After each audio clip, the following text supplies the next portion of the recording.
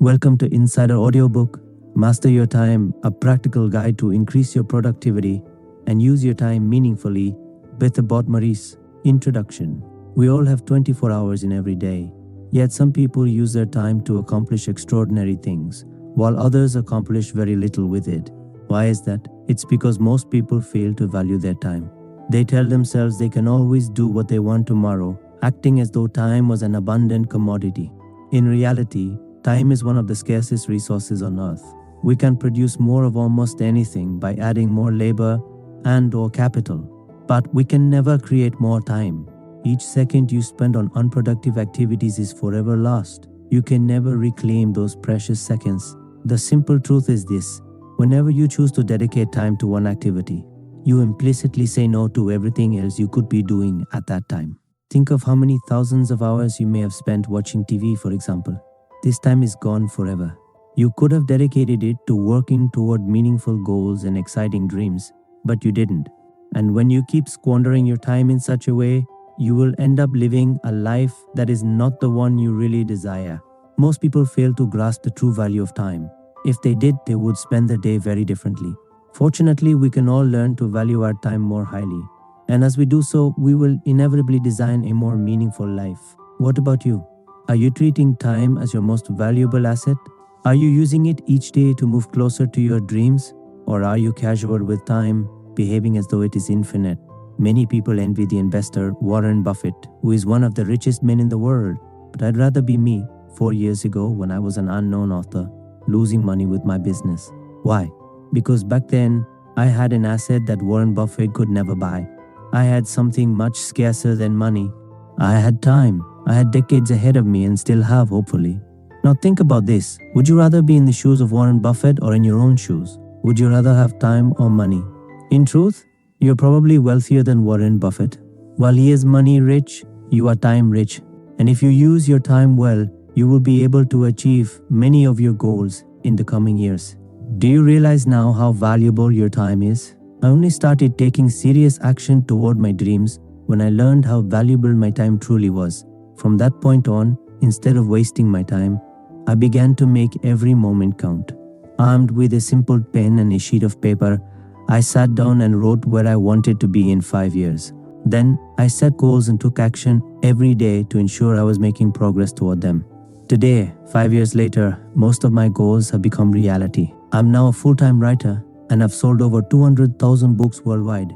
And I did it in a highly competitive market, in a foreign language foreign to me. Needless to say, I had to overcome my fair share of self-doubt in the process. However, I did understand that even if I didn't take any action toward my goals, those 5 years would pass anyway.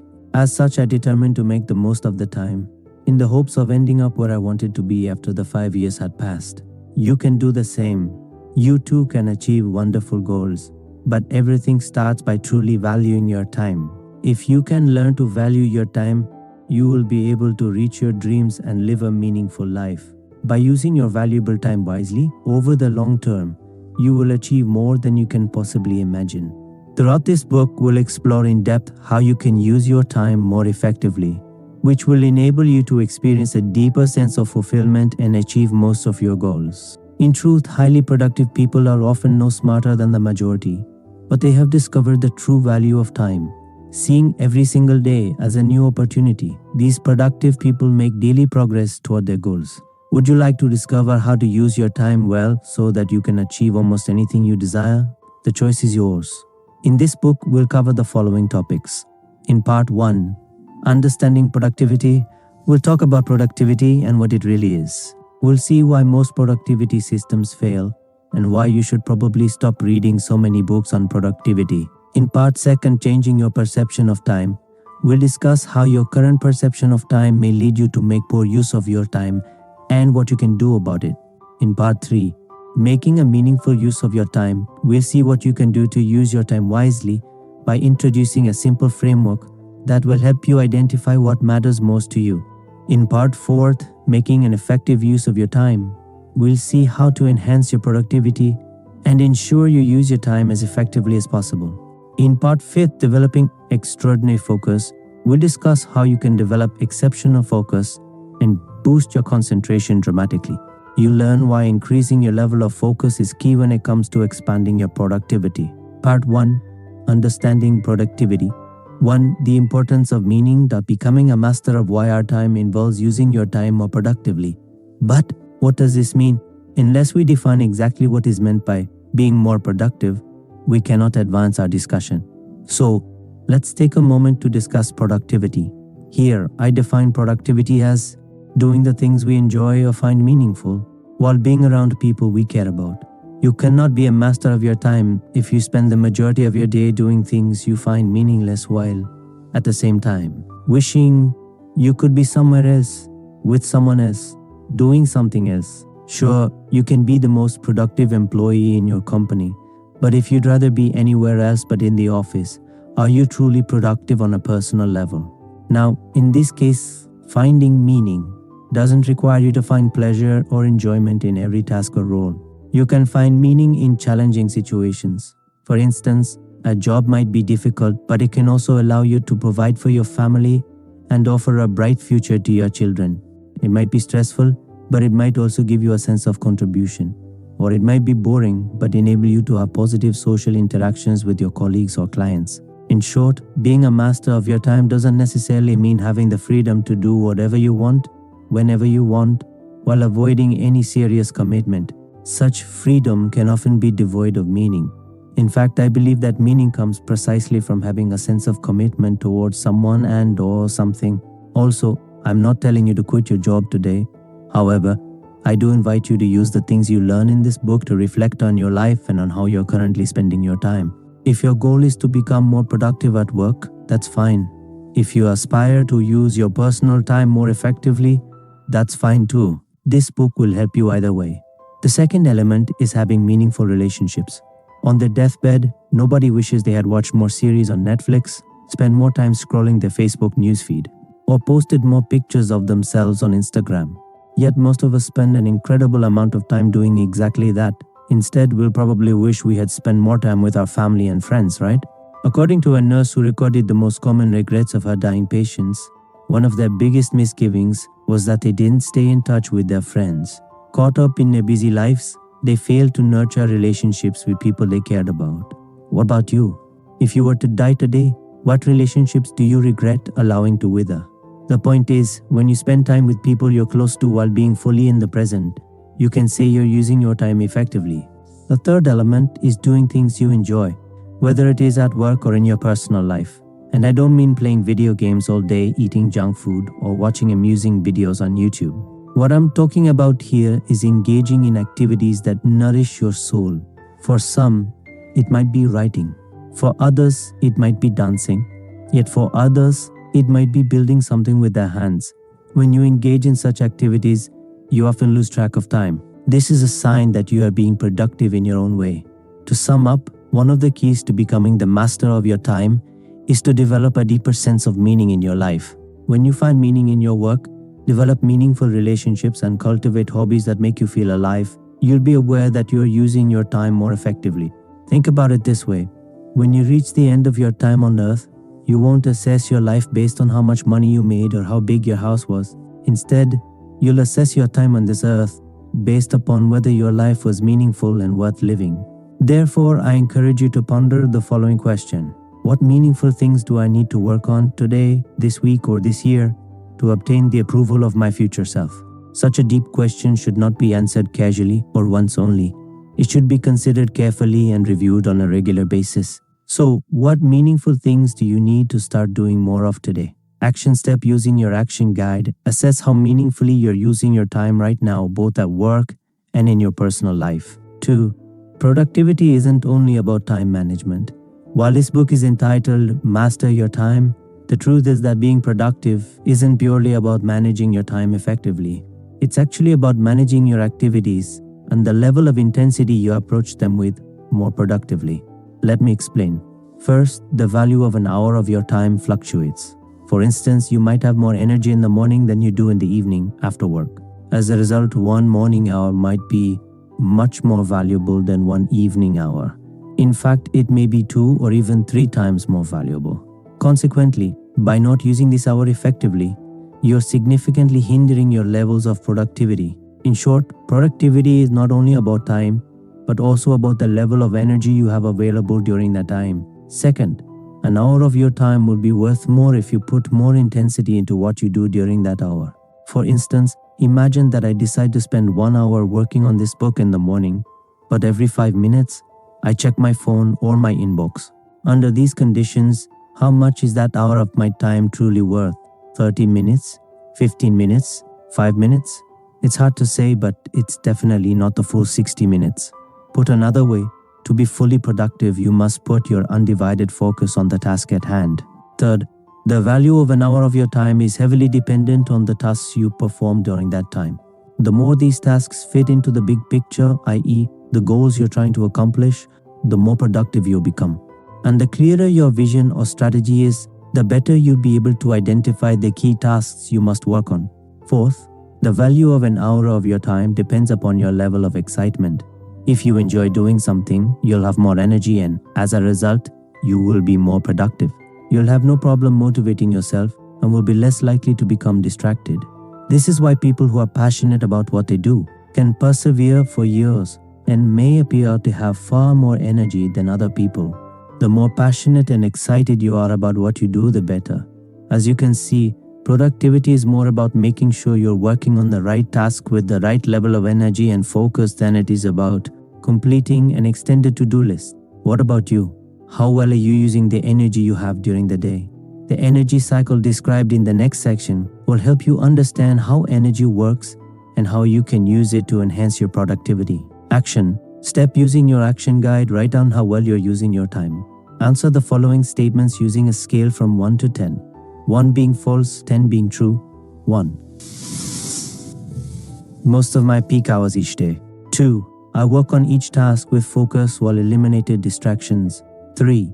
The tasks I work on usually move me closer to my long-term goals. 4. I'm excited about most of the tasks I'm working on.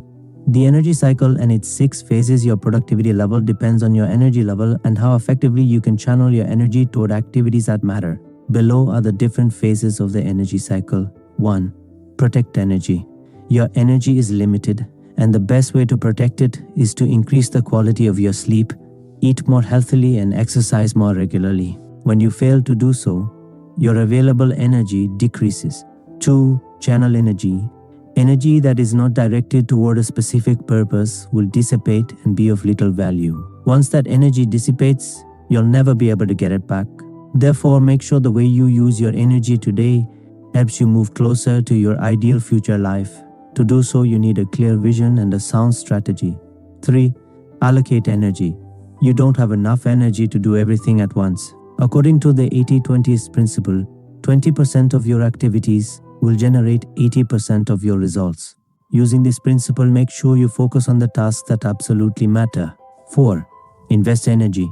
Your energy must be invested, otherwise it will be lost. Once you've identified your key tasks, put all your energy into them while eliminating any distractions. 5. Refill energy.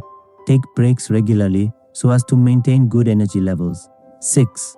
Restart the cycle. You can then restart the cycle all over again the following day. The point is, the more you can preserve energy and channel it toward the achievement of your most important goals, the more productive you'll become. Now, let's go over the 5 levels of productivity to give you a better idea of how productivity works. 3. The 5 levels of productivity. I have defined 5 levels that capture the most important components of productivity. Understanding each of these levels will help you use your time more effectively. Think of them as the building blocks you can use to construct an effective system. Level 1 is the most fundamental level. As such, this is the one we'll focus upon almost exclusively in this book. Below is a quick overview of each level. Level 1, destroying distractions and improving your focus. Level 1 is about eliminating distractions and putting your undivided attention into your major task. Of course, how much uninterrupted focus you can generate during your day will vary greatly based on your job and your family situation. You might struggle to free just 45 minutes, or you might be able to spend most of your day free of distractions. Any amount of time you manage to free up will be beneficial and is worth striving for. Level 2, increasing your level of energy. Level 2 is about increasing your energy. To boost your productivity further, you must channel all your energy into the completion of your key tasks. This will enable you to inject more intensity into your time and to accomplish more as a result. With more energy, you'll also be able to focus for longer. Finally, having more energy will make any activity you engage in more enjoyable. Whether you are spending quality time with your family, indulging in your hobbies, or working on your side hustle, to increase your overall energy levels, you must focus on the fundamentals. These fundamentals are eating well, sleeping well, and exercising regularly. Level 3. Clarifying your long-term vision. This level is about focusing on the correct things. You can complete as many tasks as you like, but if they don't move you closer to your goals, what's the point? This is why you must clarify your vision to ensure that what you do today is aligned with where you want to be tomorrow. Bear in mind that while I put it as level 3, in truth, this is fundamental to your long-term productivity. However, I propose that in the short term, you're better off cultivating your ability to focus. As a bare minimum, make sure you answer the 15 questions introduced in part 3. Making a meaningful use of your time. 4. Being productive the right way. This will help you gain clarity. Alternatively, you can also read book 3 in this series, Master Your Focus, which addresses this topic in greater depth. Level 4. Planning your day effectively. This level is about optimizing your system and becoming a more effective planner. Through effective planning, you can reduce distractions and increase the amount of focus you have available throughout the day. In part 5, Developing an Extraordinary Focus, we'll discuss how to work effectively using the CEO co-employee framework. Level 5, Having an active social life and building meaningful relationships. The 5th level is about building meaningful relationships. How often and how well we interact with others has a big impact on our levels of productivity. I learned about this firsthand when I quit my job in Japan and moved back in with my parents while I was building my business. During that time, my productivity wasn't optimal.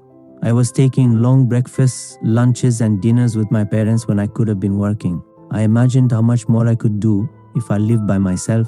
I was in a period of transition, looking for places from which I could operate my business.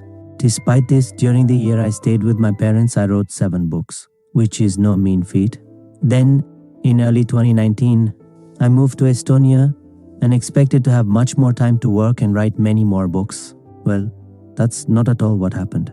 That year, I ended up writing only 3 books. Of course, many factors could explain why my productivity dropped, but I believe one key element was that I was living alone and didn't have much of a social life. Studies have shown that social interactions have a direct impact on productivity. This is because humans aren't machines. We can't just work and neglect everything else: hobbies, sleep, diet, social life, etc. We need balance in our lives if we are to maintain optimal productivity. My point is, don't neglect your social life. By meeting new people or keeping in touch with friends and family, you're not spending your time, you're investing it, both by developing meaningful interactions and by increasing your overall productivity. I put socializing as level 5, assuming you already have some kind of social life. However, if you don't, consider making it a higher priority. It could significantly boost your productivity. So, what level do you relate to the most? Most people are at level 1. That is, they're constantly distracted, whether internally by their thoughts or externally by their phone, social media, emails, etc. As a result, they struggle to focus hard enough and for long enough to complete their most important tasks. Since you're reading this book, you're probably in a similar situation. This is why we'll focus on getting level 1 right throughout this book. On a side note, focusing on level 1 doesn't mean you should ignore level 2 and fail to exercise, eat loads of junk food, and neglect your sleep. Nor does it suggest you should spend no time thinking of your vision, level 3, planning your day, level 4, or socializing, level 5. It simply means that you should direct most of your energy toward enhancing your focus, while keeping other levels as they are, for now. 4. Productivity doesn't require complex systems. The only productivity system that will work for you is the one you can maintain over the long term. If your system isn't sustainable, it won't be successful. Below are a couple of tips to help you build an effective system. A. Forget about productivity tools. I don't really believe in productivity tools. If anything, they are yet another distraction that prevents you from doing the real work. Sure, some productivity tools can be useful, but unless you're already extremely productive, they won't do much for you. In most cases, planning and strategizing using pen and paper is more than enough. B. Think in terms of productivity levels, not systems. A more effective way to think of productivity is as a ladder you learn to climb over time. Some productivity systems are more complex than others. While they may work for people who are already highly productive, they probably don't work for most people. Thus, if such systems failed to work for you in the past, don't feel guilty. Just start with a simpler one. You can implement more advanced systems later if you need to. In this book, I will share a few specific things you can do to turbocharge your productivity. For instance, one of them is to develop a consistent habit of focusing single-mindedly on one task for a long period while eliminating any distraction. This is the first block upon which you can build a more advanced productivity system later on. Next, we'll talk about procrastination and see how you can overcome your tendency to avoid work. Action. Step using your action guide.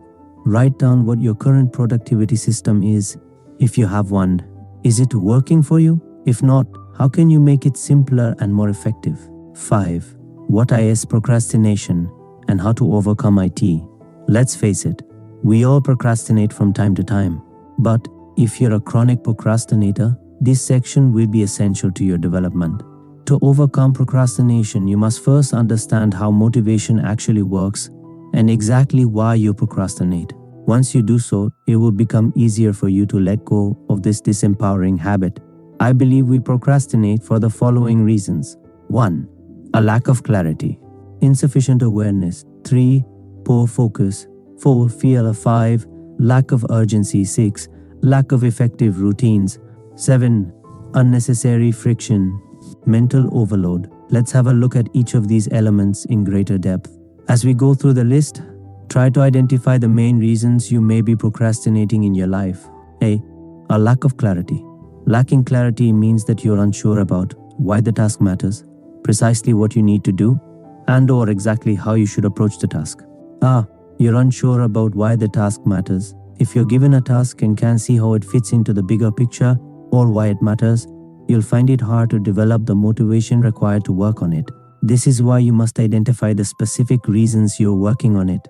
If you keep procrastinating, ask yourself whether you believe the task is truly important. If you can't find a convincing answer, develop specific reasons to do it. Strengthen your why. You can write down your answers to help you do this. Think of what will happen long term if you don't complete the task. What are the negative consequences? Visualize how good you'll feel about yourself once you've completed the task. Just get started while reminding yourself that the task is probably easier than you think. B. You're not sure about what you need to do. Another reason you may procrastinate is that you lack clarity regarding what needs to be done. Unable to picture the end result, you experience inner resistance, and this in turn prevents you from starting. Ask yourself, do I know exactly what I'm trying to accomplish? Can I picture the end results? If not, try the following. Take a piece of paper and write down exactly what you're trying to do, and/or ask your supervisors to give you more detail and clarify what they expect from you. The more clarity you have regarding what needs to be done, the easier it will be to start working. See, you're unsure exactly how you should approach the task. Perhaps you know what the end result looks like, but have no idea how to get there. Not knowing how to approach the task will also create inner resistance and lead to procrastination. When you're in this situation, try the following. Write down a specific plan to achieve the task. Ask someone who has already accomplished a similar task to help you define the best approach. Search online for hints on how to approach the task as effectively as possible. As you can see, often you don't procrastinate because you're lazy, but because you lack clarity. To sum up, whenever you find yourself procrastinating over a specific task, make sure you know why you must complete it, exactly what the end product should look like, and how to approach the task effectively. B. Insufficient awareness. The act of procrastination indicates that you have mental roadblocks and an inner resistance, stopping you from doing your work. But it also means you may not fully understand how procrastination works. Lacking awareness means that you fail to understand how motivation works, you're unaware of the mental roadblocks that lead you to procrastinate, and/or you're holding onto erroneous mental models. You fail to understand how motivation works. Motivation isn't some magical tool you must possess before you can solve all your productivity issues. In truth, action usually creates motivation. This means you don't necessarily need to feel motivated in order to do anything. This is what we call the motivation myth. If you buy into this myth, you'll end up procrastinating more and more often. You'll keep telling yourself that you will take action when you have more motivation. However, this type of reasoning is flawed. It is called emotional reasoning. Emotional reasoning is when you assume you must feel a certain way before you can do anything. If this were true, we would all be in big trouble. No, you don't need to feel like doing something to actually do it. For example, you don't need to feel confident enough to ask for a promotion. You don't need to be confident in your writing in order to publish a book. And you don't need to feel like studying in order to study. Often we refer to the action of doing something when not feeling as though you want to as being disciplined. However, perhaps another way to frame it would be as acting in alignment with reality. The reality that an extraordinary amount of motivation isn't required before we can act. The point is, you don't need to feel like it to do something. Instead, you need to act, and as you do so, you'll feel more and more motivated as you continue. B. You're unaware of the mental roadblocks that lead you to procrastinate. If you're procrastinating right now, it means that there are mental obstacles standing in your way. Consequently, rather than trying harder or beating yourself up, why not identify what these obstacles are? Some examples of common obstacles are making your tasks far bigger in your mind than they actually are, not being fully convinced you should be working on the task. Perhaps it goes against your values. Perhaps there is something else you want to do instead. Or perhaps you think the timing isn't right. To help you overcome your roadblocks, try the following actions. Chunk down your task until it's so small that you can start working on it without resistance. Using a pen and paper, answer the following questions. 1. What exactly prevents me from working on this task? And 2. What would it require for me to be sold on this task? You have erroneous mental models. Our brain is mostly designed to ensure our survival so that we can reproduce and pass on our genes. As such, it is reluctant to spend energy unless it perceives a life-threatening situation. When it recognizes we're safe, it will try to maintain the status quo rather than seeking discomfort or uncertainty. When our ancestors had to protect themselves against the cold, they didn't procrastinate on making clothes to keep them warm. However, today, we can usually put off our tasks for ages before anything threatening happens. And in most cases, nothing of the sort ever will. We'll just feel bad knowing we're letting ourselves down, but we will survive. The bottom line is that people who let their old brain dictate their actions are merely surviving. To stop procrastinating, you must decide not just to survive, but to thrive. Thriving involves moving beyond your comfort zone and doing what needs to be done whether you feel like it or not. Aligning yourself with reality rather than being a slave of your feelings. Yet another reason you put things off is that you hold on to a disempowering perception of procrastination. When you procrastinate, you ignore the present moment, the only thing real, and ask an imagined self to deal with future tasks. By doing so, you're effectively unloading your burden onto a future self who doesn't exist. There are a couple of major problems with this approach. 1. You can only act in the present. When you refuse to act now and transfer your responsibility to a future self instead, you give up on a precious opportunity to accomplish your duty in the only moment that is real, the present moment. The time you fail to use effectively is lost forever. 2. Your future self is the result of your current self, who is acting in the present. When you postpone a task to a later date, you effectively buy into the myth that your future self will be wiser, stronger, smarter, or more motivated than your present self. However, this is illogical. Your future self will only be wiser, stronger, smarter, or more motivated if you actively work on becoming those things in the present. The bottom line is this: when you procrastinate, you disrespect the present moment and believe that in an illusory future, you will be more disciplined. Life simply doesn't work that way. Instead, learn to act now so that your future self does become smarter, better, stronger, and wiser. This is the key to achieving everything you desire. See, poor focus these days. Focus has become an increasingly rare commodity. Most people can't work for more than a few minutes before being interrupted or distracting themselves. Dozens of times during the day, people check their phones, go on social media, or read news updates. While this is a major problem, it's by no means the biggest one. The major issue is that these days we tend to be overstimulated. By constantly checking our phones, reading our emails, or scrolling through our social media news feeds, we put ourselves in a state of overstimulation. Such a state makes it difficult to work on unappealing or challenging tasks. We may genuinely want to work on these tasks, but for some reason, we can't. Later in this book, we'll discover what you can do to eliminate distractions and lower your level of stimulation. D. Fear. The biggest thing holding you back might be the fear of not doing a good enough job. If so, the first step forward is to acknowledge your fear. Remember, being afraid of doing something doesn't mean you shouldn't or can't do it. This is flawed thinking. In truth, many of the most talented people on this planet feel like failures. Read the 2 quotes below to get an idea of what I mean. When I won the Oscar, I thought it was a fluke. I thought everybody would find out and they'd take it back. They'd come to my house, knocking on the door. "Excuse me, we meant to give that to someone else." That was going to Meryl Streep. Jodie Foster. You think, why would anyone want to see me again in a movie? And I don't know how to act anyway, so why am I doing this? Meryl Streep actor. So, what should you do? Well, there are many things you can do to deal with feelings of inadequacy better. The first step is simply to think along these lines. I might feel as though I'm inadequate for the rest of my life. But so what? I'm going to see any meaningful projects through to the end anyway. The way I see it, you have 2 choices. 1. Experience feelings of inadequacy and let them stop you from completing your tasks. Or 2.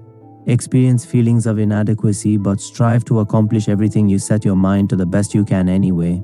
Whichever choice you make, your future will unfold in a completely different way. Your feelings of inadequacy may or may not diminish. Even if they don't, so what? Below are some things you can do to alleviate your feelings of inadequacy. Realize you're exactly where you're supposed to be right now. You're always doing the best you can with what you have, as is any other human being.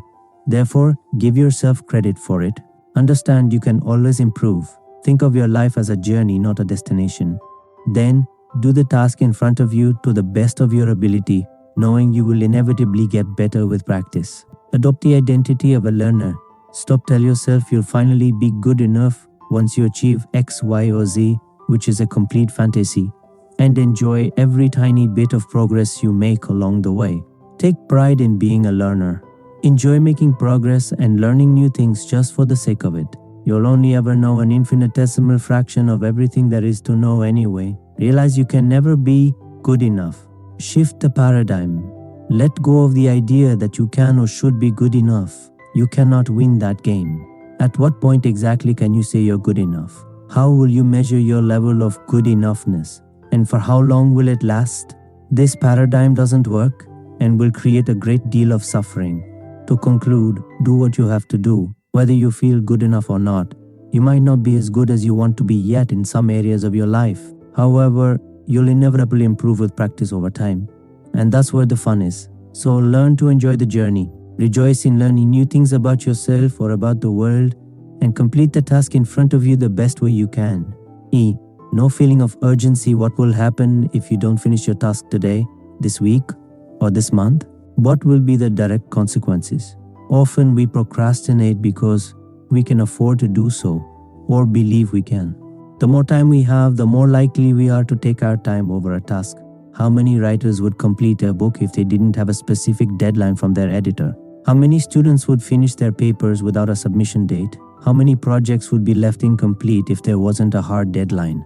The other day, I was talking with a Pakistani who is studying for his PhD in a Swedish university. He told me that in Sweden, students have very few constraints. They often have no clear deadline within which they are expected to complete their thesis. As a result, it's not rare for them to take many years to do so. Some students even decide to change topics after a couple of years because they no longer enjoy working on their current research topic. While I understand the value of having the freedom to study without external pressure, I believe that for many students, the lack of firm deadlines is counterproductive. My point is that some people procrastinate because they don't have a sense of urgency, pushing them to complete the job. Consequently, if you find yourself procrastinating, ask yourself whether you have a specific and immutable deadline. Then, assess what the consequences are if you fail to meet it. To create more urgency, you can take one or more of the following actions. Set a clear deadline. Choose a specific date that sounds realistic while still being somewhat challenging. This will create a sense of urgency. Install an accountability system. For instance, you can hire a coach or work with an accountability partner. Divide your projects into multiple milestones. This will make it less daunting. When Stephen King was asked how he writes, he replied, "One word at a time." Similarly, the Great Wall of China was built one stone at a time. Measure your progress often. See how you fare in regard to your milestones. Are you behind? If so, what can you do to catch up? As the management consultant Peter Drucker said, "What gets measured gets done." F. Lack of effective routines. Do you have a specific daily routine? If not, it may be the reason you end up procrastinating more than you'd like to. As much as we like to fantasize about being able to do whatever we want, whenever we want, in truth, we're largely creatures of habit. As I'm writing this, I have almost complete freedom. I don't have a boss. I can work whenever and wherever I choose to.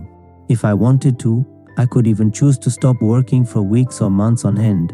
Yet I realize that such freedom can be a trap. Unlimited freedom doesn't make us happy.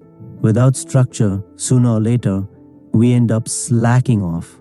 We stop challenging ourselves and we cease to grow. As a result, we risk losing all meaning in our lives. The bottom line is that when it comes to living a meaningful and fulfilling life, routines are essential. Routines help you tackle your most important tasks every day. Thus, if you find yourself procrastinating, make sure you have a simple routine that prepares you for work each day. Don't worry though. Your routine doesn't have to be complicated. It can be very simple. For instance, it could be as simple as taking a few deep breaths and clearing your desk, or it could be drinking tea and listening to a specific song. The key is to get started. If you're able to remain focused on your task just for 5 or 10 minutes, you'll likely keep working on it much longer. And the more you practice doing the same thing each day, the easier and more automatic the whole process will become. To sum up, put in place a simple routine by stacking together a few simple habits that calm your mind and prepare you for work, repeating these habits every day, and forgetting about motivation and simply starting work. In part 5, developing extraordinary focus, we'll cover in greater depth how to create a simple daily routine that will enhance your productivity. G. Unnecessary friction. Your environment has a direct impact on your level of productivity.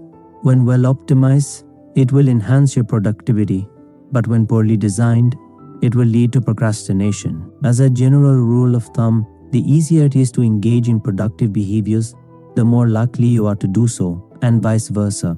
Consequently, when you optimize your environment, you should focus on adding friction that make it harder to engage in unproductive behaviors or to develop bad habits, and eliminating frictions to make it easier to engage in desirable behaviors or habits. This works well because humans are fundamentally lazy.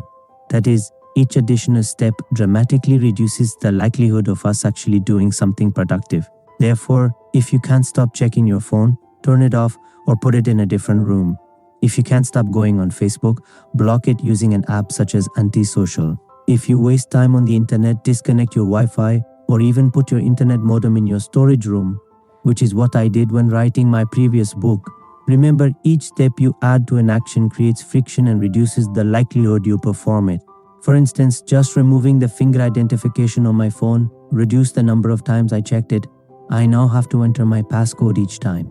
Moving the Gmail icon into a hidden folder on page 3 of my phone had a similar effect. Similarly, for desirable behaviors, the more you can reduce friction, the better.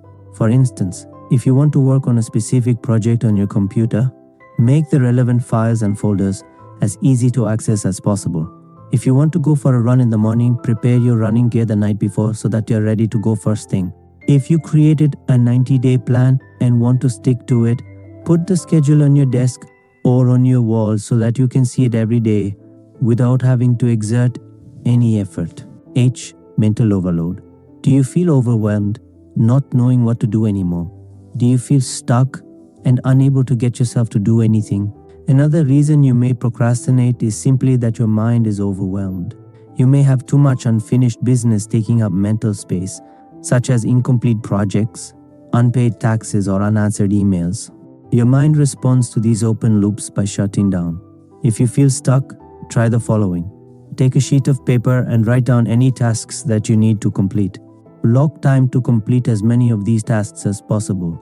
Start with the simplest one and work your way up. Or tackle the major task you've been putting off and finish it 100%. This will generate incredible momentum and encourage you to accomplish even more tasks. I hope that by now you have a solid understanding of what procrastination is and how it works. Sure, you'll still procrastinate, but once you understand how it works and put in place the right workaround strategies and habits, you'll dramatically improve your chances of making an early start on any given day. Remember, today is always the most important day of your life. Procrastinating is ignoring that reality and making tomorrow seem more appealing. Practice making good use of today, and life will take care of itself. Action. Step using your action guide. Reflect on the reasons you may procrastinate. To do so, complete the following exercises. 1. Rate yourself on a scale from 1 to 10. 1 being false, 10 being true for each statement below. I lack clarity regarding what I need to do or how to do it. I wait for motivation to arrive. I'm distracted, unable to complete hard tasks. I'm afraid of not doing a good enough job. I have no clear deadline or sense of urgency. I have no daily routine to help me start work. My environment encourages unproductive or toxic behaviors. I have too many things to do and I feel stuck. 2. Select one task you've been procrastinating on recently. 3. Write down the specific reasons you're procrastinating on this particular task: lack of clarity, insufficient awareness or focus, etc. 4. Write down one specific thing you could do to start that task. Part 2. Updating your perception of time. Your perception of time has a major impact on the way you use it. Once you begin to perceive your time in a new, more empowering way, you'll find yourself being much more productive. In this part, we'll discuss how to change the way you perceive your time so that you can make the most of it. It starts by using your past, present, and future well. 1. Using past and future properly. In truth, there is no such thing as time. The fact is, you always live in the present moment. Whenever you travel back to the past or project yourself into the future, you do so in the present, but you can only do so in your mind. To put it another way, while the present moment is real, the past and the future are simply mental models we utilize to maximize the use of our time in the present and create a better future for ourselves. Why does this matter? Because we tend to misuse or misunderstand these mental models, which not only creates suffering but also severely impacts our productivity. Let's see how you might be using your past and your future in a disempowering way and what you can do instead. A. Using your past effectively. Your past is nothing more than memories you recall in the present moment. In short, your past doesn't really exist anymore. Yet for many of us, it keeps controlling and limiting us in many ways. Here are some ways you may misuse the past. You feel sorry about yourself for what happened in the past. You waste tons of energy trying to change things from the past. You feel ashamed or guilty for what you did in the past. You idealize your past. However, the past is not supposed to be a life sentence but a life lesson. Your past doesn't predict your future unless you allow it to. To use it well, you must learn lessons and gather key insights that will empower yourself in the present moment and hence create a better future. Now, there is nothing wrong with mentally traveling to the past. However, make sure you do so as a means to improve your present reality, not as a means to put yourself down. More specifically, I invite you to focus on all the things you did well. Remember all your successes and accomplishments, including small ones. Use them as fuel for your current goals. Remember times when you had courage. Remind yourself of things you did in spite of being afraid. Recall the things that you thought were challenging or even impossible for you, but you did them anyway. Then, feel a sense of pride. Give empowering meaning to negative events. Instead of dwelling on negative events from the past, give them an empowering meaning. For instance, you can do so by asking yourself questions like, what did you learn from them? In what ways did they help you to grow? Keep finding the positive in apparently negative experiences. Be self-compassionate. Understand that you didn't know any better at the time. If you had known better, you would have acted differently. Self-compassion acts as a safety net for your mental well-being. It may sound paradoxical, but when you learn to become kinder to yourself, you'll accomplish more in the long term and you will feel better. Practice letting go of difficult events. Do you keep reflecting on the same events? If so, practice forgiving yourself and others and then let go. See your past as detached from your present. Instead of letting the weight of your past drag you down, accept that it's over. To do so, visualize your past as a ball and chain that prevents you from moving freely. Then, picture yourself breaking free from your shackles. Experience the feeling of living in a present, untainted by the weight of your past. Repeat this exercise whenever needed.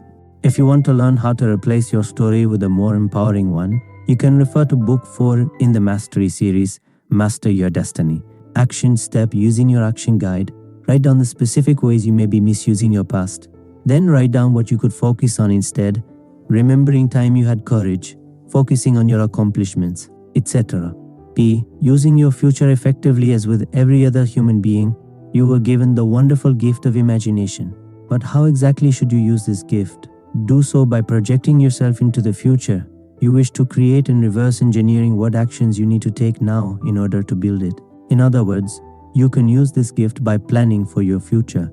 Planning enables you to identify what needs to be done while letting go of everything else you could be doing during that time. This eliminates distractions and establishes a clear path to follow. Projecting yourself into the future also enables you to anticipate problems and create a contingency plan to address them as they arise. Once you've finished planning, you can project yourself into the future to experience the excitement of achieving your vision. Doing this will give you a renewed sense of motivation that will help you carry out the required work in the present. Unfortunately, rather than using their imagination to create an effective plan, most people waste a great deal of energy worrying about the future. Avoid doing this, since it is a misuse of your imagination. For instance, you may currently be misusing the future by worrying about a future event that hasn't happened yet, focusing on all the things that could go wrong, and making future events into a much bigger deal than they really are. Instead, to make better use of your imagination and your future, I encourage you to visualize your goals and get excited about them. When you picture yourself having already achieved your goals, you create a powerful sense of excitement that you can use to determine your actions in the present. Imagine future events going as you have already planned them. Think of all the ways things can go well in the future. Identify all the things that could go wrong. By preparing yourself mentally for the worst, you can put in place a contingency plan to help you deal with future obstacles. Therefore, visualize the worst-case scenarios and imagine yourself dealing with them. Avoid making future events a bigger deal than they probably are. If you find yourself constantly stressing over an upcoming event, prepare as much as possible in the present if you can. This will alleviate your anxiety. Alternatively, stick to your daily routine and practice immersing yourself in the present moment each day. Also, consider writing down your worries and what you can do about them. Remember, your imagination is a tool you can use to help you make the most of the present moment. Everything not serving that purpose is a misuse of your ability to time travel. Notice whenever you're misusing this magical ability and make changes accordingly. Action step: using your action guide, write down a few ways you're misusing your future. Then, spend a few minutes visualizing yourself achieving your most exciting goals. See, using your present effectively, the present moment is the only thing you'll ever have. Whatever you do, think or feel, it happens in the present, in the now. The now is where the magic happens. It's where you have fun, do meaningful work, and create deeper connections with the people around you. The more you understand and value the present moment, the better your life will become. When you're lost in your thoughts, dwelling on the past, or worrying about the future, you let the depth and importance of the present moment slip through your fingers. You live in an illusory world, moving away from the reality in front of you. You escape your responsibility and let time slip away, time that you will never be able to get back. However, it doesn't have to be that way. You can learn to immerse yourself in the depths of the present moment and use it to work toward being and acting as the person you aspire to be. To do so, you must practice taking each day seriously. Ultimately, one day is a small unit of life. It is a micro-life. When you have a miserable day, you have a miserable micro-life. Repeat this process long enough, and you end up far away from the life you intended to create. Your day is too precious to let it pass without setting clear intentions for it. Now, don't get me wrong. I'm not telling you that you need to be productive every single minute of every single day, but I am suggesting you should become more intentional in the way you spend it. How? By assessing whether the activities you engage in during your day are meaningful, challenging, memorable, enjoyable, self-worth enhancing, effective, and/or health enhancing. We'll discuss in greater depth these 7 criteria in part 3, making a meaningful use of your time. When you see each day as a micro-life, you suddenly have many lives, and this gives you many opportunities to start over. Here is a great question to ask yourself. If I keep doing what I'm doing today, will I end up where I want to be 5 years from now? Will I look back at these past 5 years and think, wow, that was amazing. That was meaningful and well worth it. Or will I think, where did those 5 years go? To make each day more memorable, take a moment in the morning to acknowledge the day ahead of you. See it for what it is, life itself, not just another day. Just because it's only a tiny fragment of your life doesn't change its essence. It's made of life itself. To paraphrase Steve Jobs, you should practice treating each day as your last, because without a doubt, one day you will wake up and it will be your last day. Now, let's look at a few concrete habits you can adopt to seize the day and value it as much as you should. A. Be grateful for today. When you wake up each morning, acknowledge the day ahead of you. Thank the universe for granting you a new day. Starting your day by expressing your gratitude is an excellent way to begin your new micro-life. As the researcher Robert Emin wrote in the Little Book of Gratitude, living gratefully begins with affirming the good and recognizing its sources. It is the understanding that life owes me nothing, and all the good I have is a gift, accompanied by an awareness that nothing can be taken for granted. Gratitude grounds you in the present moment and makes you realize all the wonderful things you already have in your life. It is particularly useful if you are continuously trying to escape the present by living in the future. Such behavior creates a state of continuous lack and chronic dissatisfaction, which is neither an effective nor a satisfying way to use your time. Gratitude acts as an antidote to such negativity. Studies have shown that gratitude comes with a plethora of benefits. As underlined by Robert Emin, keeping a gratitude diary for 2 weeks reduces stress by 28% and depression by 16% in healthcare practitioners. Gratitude is related to 23% lower levels of stress hormones. Writing a letter of gratitude reduced feelings of hopelessness in 88% of suicidal patients and increased levels of optimism in 94% of them. Being grateful for each new day might seem too simplistic or even meaningless. However, if you do not stop to acknowledge the day ahead of you, your days will start blending together and you start behaving as if the upcoming day didn't matter. You'll say things like, I'll do it tomorrow. Being less deliberate, you'll tend to succumb to toxic behaviors that fail to support the ideal life you seek to create. Below are some prompts you can use to acknowledge your day. Thank you for this new day. I'll make the most of it. The day is a new opportunity to start afresh and let go of everything from the past. Today could very well be my last day. I'll act as if I hold my entire life in my hands. I'll make the most of today. By doing so, I know I'm building the best life possible.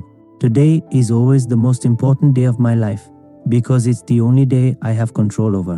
What about you? Are you practicing gratitude on a daily basis? If not, what could you start doing every day to cultivate more gratitude in your life? B. Plan your day. Once you've acknowledged the gift of today, you need to spend time thinking of the best way to unwrap it. You can do so by planning the activities you want to focus on. Planning your day is a sign you value it, the same way you plan your wedding because you value the relationship with your soon-to-be spouse. As a rule of thumb, the more deliberate you are with your day and time, the happier and more productive you will be. To plan your day, you can simply take a pen and paper and write down the few things you want to focus on that day. Ask yourself, what would make today a good day? What would make today memorable? What would move me closer to my ideal vision? The key is to make sure you work on your most valuable task and complete it. Without doubt, this is one of the biggest secrets to high productivity. In part 5th, Develop Extraordinary Focus, we'll discuss in greater depth how to do this. Consequently, schedule your most important task for first thing in the morning. Or, if this is not possible, set aside time later during the day to work on it. Make that task your priority. Make it what you absolutely must accomplish during the micro-life that constitutes today. As you write down your tasks for the day, I also encourage you to write the date, day, month, year, and day of the week. While you do so, remind yourself that today really matters. Pause for just a couple of seconds to let the day's importance and wonder sink in. The bottom line is, planning your day increases the value of your time by forcing you to be more intentional. Keep planning every day consistently, week after week, month after month, and your productivity will skyrocket. C. Fulfill your duty. Once you have set your daily tasks, focus on the first job until you complete it 100%. Then, Repeat the process for the next task and the next. The following technique will help create mental separation between the person who plans and the one who actually executes the plan. When you plan, see yourself as the CEO of your day. When you work on your tasks, see yourself as the employee doing their work. As an employee, all you have to do is to tackle the tasks, one at a time, without overthinking them. You merely have to trust the CEO's ability to plan the days efficiently, knowing that over the long term, the company you will achieve the results you're after. The main benefits of this mental separation of roles are that, for the most part, you can remove motivation from the equation, eliminate indecision, and reduce confusion. We'll discuss this mental model in greater depth in part 3 of this book. D. Slow down time. What if I told you that, like Neo in the movie The Matrix, you could slow down time? Sorry, I'm afraid you can't. You might not actually be able to slow down time, but you can relax your mind. As you do so, you'll feel as though you have more time and better control over your actions. To relax your mind, you can meditate, use breathing techniques, or practice awareness exercises. Such exercises will help you slow your mind and delve deeper into the present moment. By doing so, you'll notice that your tendency to engage in negative thinking or to travel into the past or the future mentally will decrease. While unpleasant thoughts might arise, their pulling power will be reduced and you'll be able to let them go more easily. The present moment will become more intense, while your ability to focus will dramatically increase. In short, you'll be anchored in reality, while your unpleasant thoughts will recede into the distance and become more and more unreal. This is the power of slowing down time. You'll find that the more you can return to the present moment, the more in control you will feel. In such a state of presence, you'll accomplish more while feeling as though you're doing less. That's the paradox of such a state of mind. For instance, when I wrote my book Master Your Emotions, I would often alternate between writing and meditation sessions. I would write for an hour or so and then meditate for 15 to 20 minutes. When I returned to writing, my mind would be relaxed and few negative thoughts would arise. In his book The Practicing Mind, Thomas M. Sterner relates an interesting experiment. During a busy day in which he had to prepare 2 pianos before a concert, he decided to put all his effort into deliberately working slowly. As he recalled, working this way might sound counterproductive, but I had been putting way too many hours on the career end of my life's equation, and I was out of balance. I was tired and frustrated. I couldn't get a day off, so going slowly for at least one day seemed rather appealing to me. He was shocked when he looked at the clock at the end of the day. When I got into the truck, its clock radio came on with a turn of my key, and I was dumbfounded. So little time had passed compared to what I had usually spent on the same job in the past that I was sure the clock was incorrect. I had cut over 40% of the usual time. The point is, when you act slowly and in a more deliberate way, you waste less energy and slow down your mind, which allows you to become more effective. As a result, you often end up working faster while experiencing significantly less stress. One thing I've always found surprising is how calm and in control experts in their field seem to be. You seldom see a CEO running to his office even when an important job is waiting, nor do you see a martial arts expert or a world-class musician being in a hurry before a performance. Most highly successful people are focused. They understand that they must control their mind and focus their attention on the task in front of them. By doing so, they're able to slow down time and act effectively in any situation. What about you? Are you able to slow down time during your day, or does it always feel as though you're in a rush? To slow down time, I encourage you to meditate for a few minutes before starting a task. I also invite you to take regular breaks to reinstate that condition by meditating, performing breathing exercises, or listening to soothing music. Finally, when you work, practice moving slowly and deliberately. Here are some simple exercises you can try. Awareness exercise: isolate one sense and practice focusing on it for a moment. Start with hearing, for instance. Try to hear things you've never noticed before. Next, move your attention to another sense and do the same. Repeat this exercise for each sense: touch, sight, hearing, smell, and taste. Finally, try to be aware of all your senses at the same time. This simple exercise will ground you and help you to feel more present and calmer. Breathing exercises: breathe slowly, using the following frequency as mentioned by Gurucharan Singh Khalsa PhD and Yogi Bhajan PhD in their book Breath Walk. 8 cycles per minute offers relief from stress and increased mental awareness. Per minute produces positive shifts in mental function intense feelings of awareness, increased visual clarity, and heightened bodily sensitivity. Meditating exercise. Try this exercise as recommended by Brendan Burchard in High Performance Habits. A couple of minutes might be enough. Repeat the word release in your mind over and over. As you do, command your body to release all the tension in your shoulders, in your neck, in your face and jaw. Release the tension in your back and your legs. Release the tension in your mind and spirit. If this is hard, just focus on each part of your body, breathe deeply, and repeat the word release in your mind. Action. Step: complete the following exercises in your action guide. Write down one thing you could do every day to express your gratitude. Write down the date each morning and take a few seconds to acknowledge your day using the prompts described earlier. Practice completing your key tasks through to the end. Try awareness, meditation, and/or breathing exercises to calm your mind before working on your designated tasks. 2. Perceiving time as an investment. Most people spend their time but fail to invest it effectively. The wonderful thing with time is that we can only live in the present. We cannot consume tomorrow or the next 5 years in advance. In other words, although we can live beyond our means financially, we can never live beyond the present moment. Unfortunately, the drawback to this is that we can never store our time or our energy. Whenever we fail to use the energy we have today, it is forever gone. Now, what's the difference between spending time and investing it? When you spend time, you waste it by doing things that fail to bring any tangible long-term benefits. For instance, spending your time could mean binge-watching Netflix, mindlessly scrolling through your Facebook newsfeed, or playing video games for hours on end. By engaging in such unproductive activities, you are leaking energy. In other words, the energy you have at your disposal during this period simply dissipates, and that energy can never be recovered. A chunk of your life will have disappeared, just like that. Poof. Unfortunately, you cannot build a better future and create a deeper sense of fulfillment by indulging in instant gratification or engaging in unproductive activities. Time spent in this manner simply cannot be invested to reap future dividends.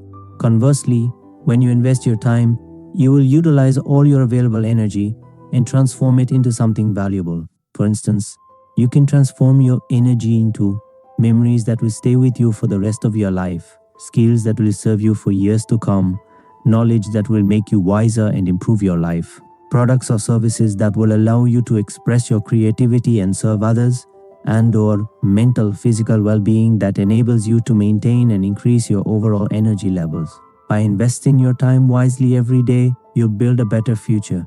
Therefore, I encourage you to assess how effectively you're using your time right now. Don't get me wrong though. I'm not saying you should never watch a TV series or spend time on social media. You also need to rest, but you usually need significantly less downtime than you realize. And there are often better alternatives. For instance, you might find that playing board games with your friends or reading a good book is all the relaxation you need. Personally, I've found that studying languages or taking online classes is less tiring and more enjoyable than I expected. Some of these activities can even reinvigorate me. As Arnold Bennett wrote in How to Live on 24 Hours a Day, one of the chief things which my typical man has to learn is that the mental faculties are capable of a continuous hard activity. They do not tire like an arm or a leg. All they want is change, not rest, except in sleep. So even if you feel tired, you might have more energy left than you expect. In fact, the US Navy SEAL, David Goggins, author of Can't Hurt Me, argues that when our mind is telling us we're exhausted, we're really only 40% empty. This is what he calls the 40% rule. This rule may or may not be accurate. However, it is certainly true that we can often do more than we think, both mentally and physically. What about you? Do you invest your time to build a better future? Do you challenge yourself to do more enjoyable or meaningful things during your day? Or do you spend your time on trivial activities that bring you no long-term benefit? If you spend most of your evenings glued to the TV or to your computer, ask yourself whether this is really how you want to be using one of the scarcest resources on earth. The bottom line is, if you don't invest your time well, it will be gone forever. If you don't respect the day ahead, it will slip through your fingers and be wasted. So, learn to invest your time effectively, create wonderful memories, develop invaluable skills, acquire insightful knowledge, build amazing products or services, and stay in shape mentally and physically. And don't forget to have fun in the process. Understanding the law of diminishing returns, a key concept to grasp when it comes to using your time well, is the law of diminishing returns. According to this law, more isn't always better. There is a point where more of something doesn't add anything to your life. For instance, let's say you binge-watched a TV series for 4 hours. Now, how would you measure the level of enjoyment you received from watching it for 4 hours as opposed to 1 hour? Did you get 4 times more enjoyment? Twice as much enjoyment? The same amount of enjoyment? Tricky, isn't it? At what point can you say that you hit the law of diminishing returns? I don't have the answer. However, it's likely to be less than 4 hours. If so, you would probably be better off watching the series for 1 hour and doing something else with the rest of your time. Here's my point. You can invest the energy you have each day in designing a better life, or you can let it dissipate forever.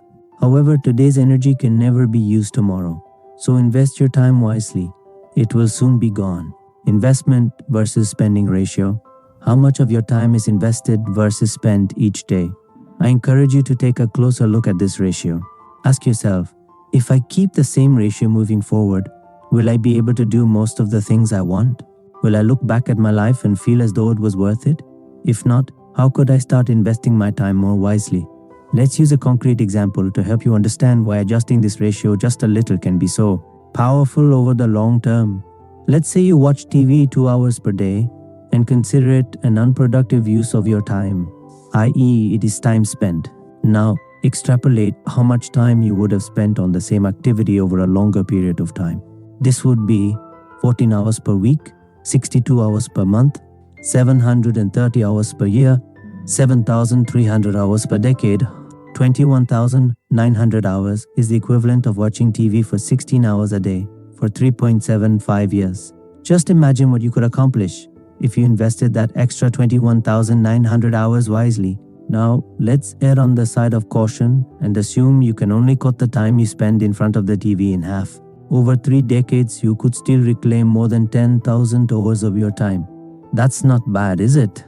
Once you've completed this exercise, think about all the exciting things you want to do before you die.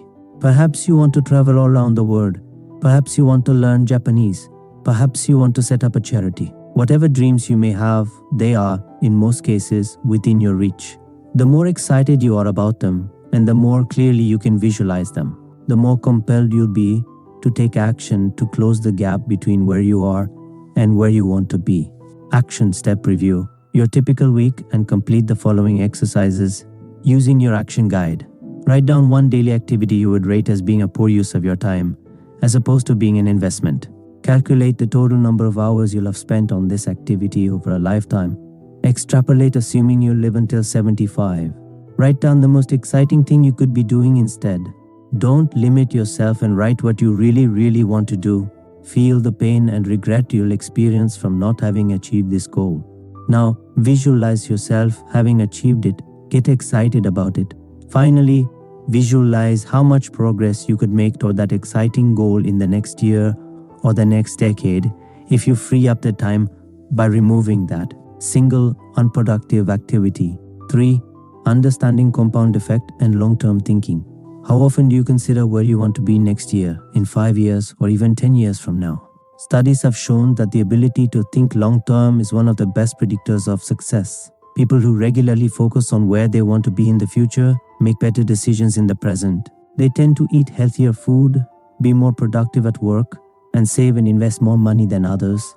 In his book Goals, success expert Brian Tracy wrote, Dr. Edward Banfield of Harvard University concluded, after more than 50 years of research, that long-time perspective was the most important determinant of financial and personal success in life. Banfield defined long time as the ability to think several years into the future while making decisions in the present. Unfortunately, we aren't born as long-term thinkers. If anything, we are designed to focus on the short term as part of our survival mechanism. But we can learn. One way to do so is by creating a long-term plan and continuously visualizing where we want to be in the future. As we continually picture our ideal future, we increase our odds of reaching it. By focusing every day on where we want to be years from now, we'll inevitably make progress toward our goal. The key is to understand the power of consistency and how it accumulates over the weeks, months, and years. As human beings, we tend to think linearly. we struggle to grasp the exponential results that daily actions can bring when sustained over the long term. Yet daily actions are insanely powerful. When performed over a long period of time, they activate the power of accumulation based on the following simple truth. What brings positive changes isn't what we do every other day, but what we do every day. For instance, if you study a foreign language every day for long enough, you will inevitably make noticeable progress. Each day will build on the previous one, allowing you to improve your skills. On the other hand, if you only study once a week, the time spent doing so will be fairly ineffective. Why? Because you will fail to set the accumulative effect into motion. You won't build momentum, and you certainly won't see any exponential results. If anything, you'll keep forgetting what you learned previously and will have to revisit the same material over and over. For this reason, 1 unit of time is much more valuable when part of a daily routine than when taken in isolation. Therefore, if you wish to achieve exponential results, learn to leverage the power of consistency. This is what I did with my online business. For the past 5 years, I have worked on it almost every day, which has enabled me to generate momentum and activate the power of accumulation. As a result, I was able to achieve a great deal. What about you? What daily habits could you implement to turbocharge each unit of your time? Here are some examples of the power of daily consistency. If you write just 500 words every day, you will have written 5 books like this one in just 1 year. In 10 years, you'll have written 50 books. And in 40 years, you'll have produced an astonishing 200 books. Of course, there is more to producing a book than just writing. You must also conduct research, develop an outline, create a cover, and so on. I'm sure you get my point. If you learn just 5 words of a foreign language every day, you'll have learned 1,825 words in a year and 9,125 words over 5 years. That's enough to be fluent in any language. If you walk just 2 miles each day, you'll have walked over 700 miles in a year. Over 40 years, you'll have walked over 29,000 miles, which is more than walking the circumference of the earth, which is around miles. The point is this: each unit of time is not made equal. When you use the power of daily consistency, you put more energy into each unit of time and set the accumulative effect into motion. Over the long run, this can lead to exponential results that will often exceed your wildest expectations. The power of long-term thinking. Now, thinking long-term is not easy. Rather than delaying their personal gratification, most people want things immediately. And this actually makes sense considering the present is more valuable than the uncertain future. However, visualizing a compelling future can also drive you to act in the present with a higher level of excitement. In fact, some studies have shown that people often derive more pleasure from anticipating a future event than from the event itself. Remember your last vacation. You probably enjoyed planning your trip weeks, if not months, ahead of time. You already saw yourself relaxing on the beach. You imagined yourself having fun with your family or friends. Or you visualized yourself exploring a new city, feeling totally free and relaxed. The point is, thinking long-term is much easier when you have an exciting vision you can't wait to turn into reality. Under these conditions, the present moment becomes an opportunity to move toward that vision. Each small step moves you closer to your goal and becomes a reason to rejoice and celebrate. In short, by projecting yourself into the future, you can bring the joy forward and use it as fuel in the present. And when you have a clear and compelling enough vision that you work toward consistently, there is almost nothing you cannot achieve. Enjoying the process, thinking long-term, becomes more powerful when you learn to derive pleasure from making daily progress toward your goal. When the journey is pleasant, the destination becomes less relevant, and paradoxically, you become much more likely to reach it. While many people receive a kick from instant gratification, long-term thinkers are different. They always keep an eye on their goals and learn to enjoy the process that will help attain them. Generating excitement from within, long-term thinkers take great pleasure when accumulating small daily wins. Eager to make progress, they never stop projecting themselves into the future, knowing they're moving closer to their dreams each day. Slow and steady progress becomes the yardstick they use to measure their progress. The bottom line is, if you spend time thinking of your long-term vision every day, you'll inevitably achieve more than you otherwise would. For instance, I often visualize myself accomplishing my goals. I see myself writing all the books I've planned to write this year and can't help but feel excited about being so productive. I'm also hopeful they'll reach a large audience and will be useful to as many readers as possible. While I do procrastinate, sometimes more than I'd like to, eager to make progress each and every day, I just know that if I continue to do so, the future will be bright. As I like to repeat to myself, do the work and you can have anything you desire in your life. What about you? Are you deriving pleasure from moving closer to your goals, or are you succumbing to instant gratification and procrastinating over the things that really matter to you? When the excitement of making daily progress becomes stronger than the pleasure you receive from instant gratification, your ability to achieve long-term goals will increase dramatically. Consequently, you should work on shifting the balance by envisioning all the wonderful things you're about to create. Then, go back to work. Action step: complete the following exercises in your action guide. Write down the one daily habit that would have the biggest impact on your productivity long-term if you were to implement it. Imagine what the impact would be if you stuck to it for the next 5 to 10 years. Whatever you imagine, the impact will probably be far greater due to the power of accumulation. Practice visualizing your long-term goals for a few minutes every day. Develop the habit of acknowledging your small daily wins. Write down what you could do to celebrate your wins. For instance, you could draw a circle on a calendar each day you complete each task that relates to your main goals. 4. Creating urgency. Do you keep wasting time on trivial things, acting as though you will live forever? Time is the essence of life. If you feel as though you have an infinite amount of time, you risk wasting it instead of investing it in meaningful activities. Creating a sense of urgency is another tool you can use to transform your relationship with time. To generate urgency first, you must stop thinking in terms of years. For instance, many people set yearly goals. You might say, what's wrong with that? The problem is that 1 year is such a long time. It is almost impossible to stay motivated when you focus a goal that is 1 year away. It's just too far into the future to foster any action today. And because you can always start tomorrow, next week, or next month, you may end up procrastinating.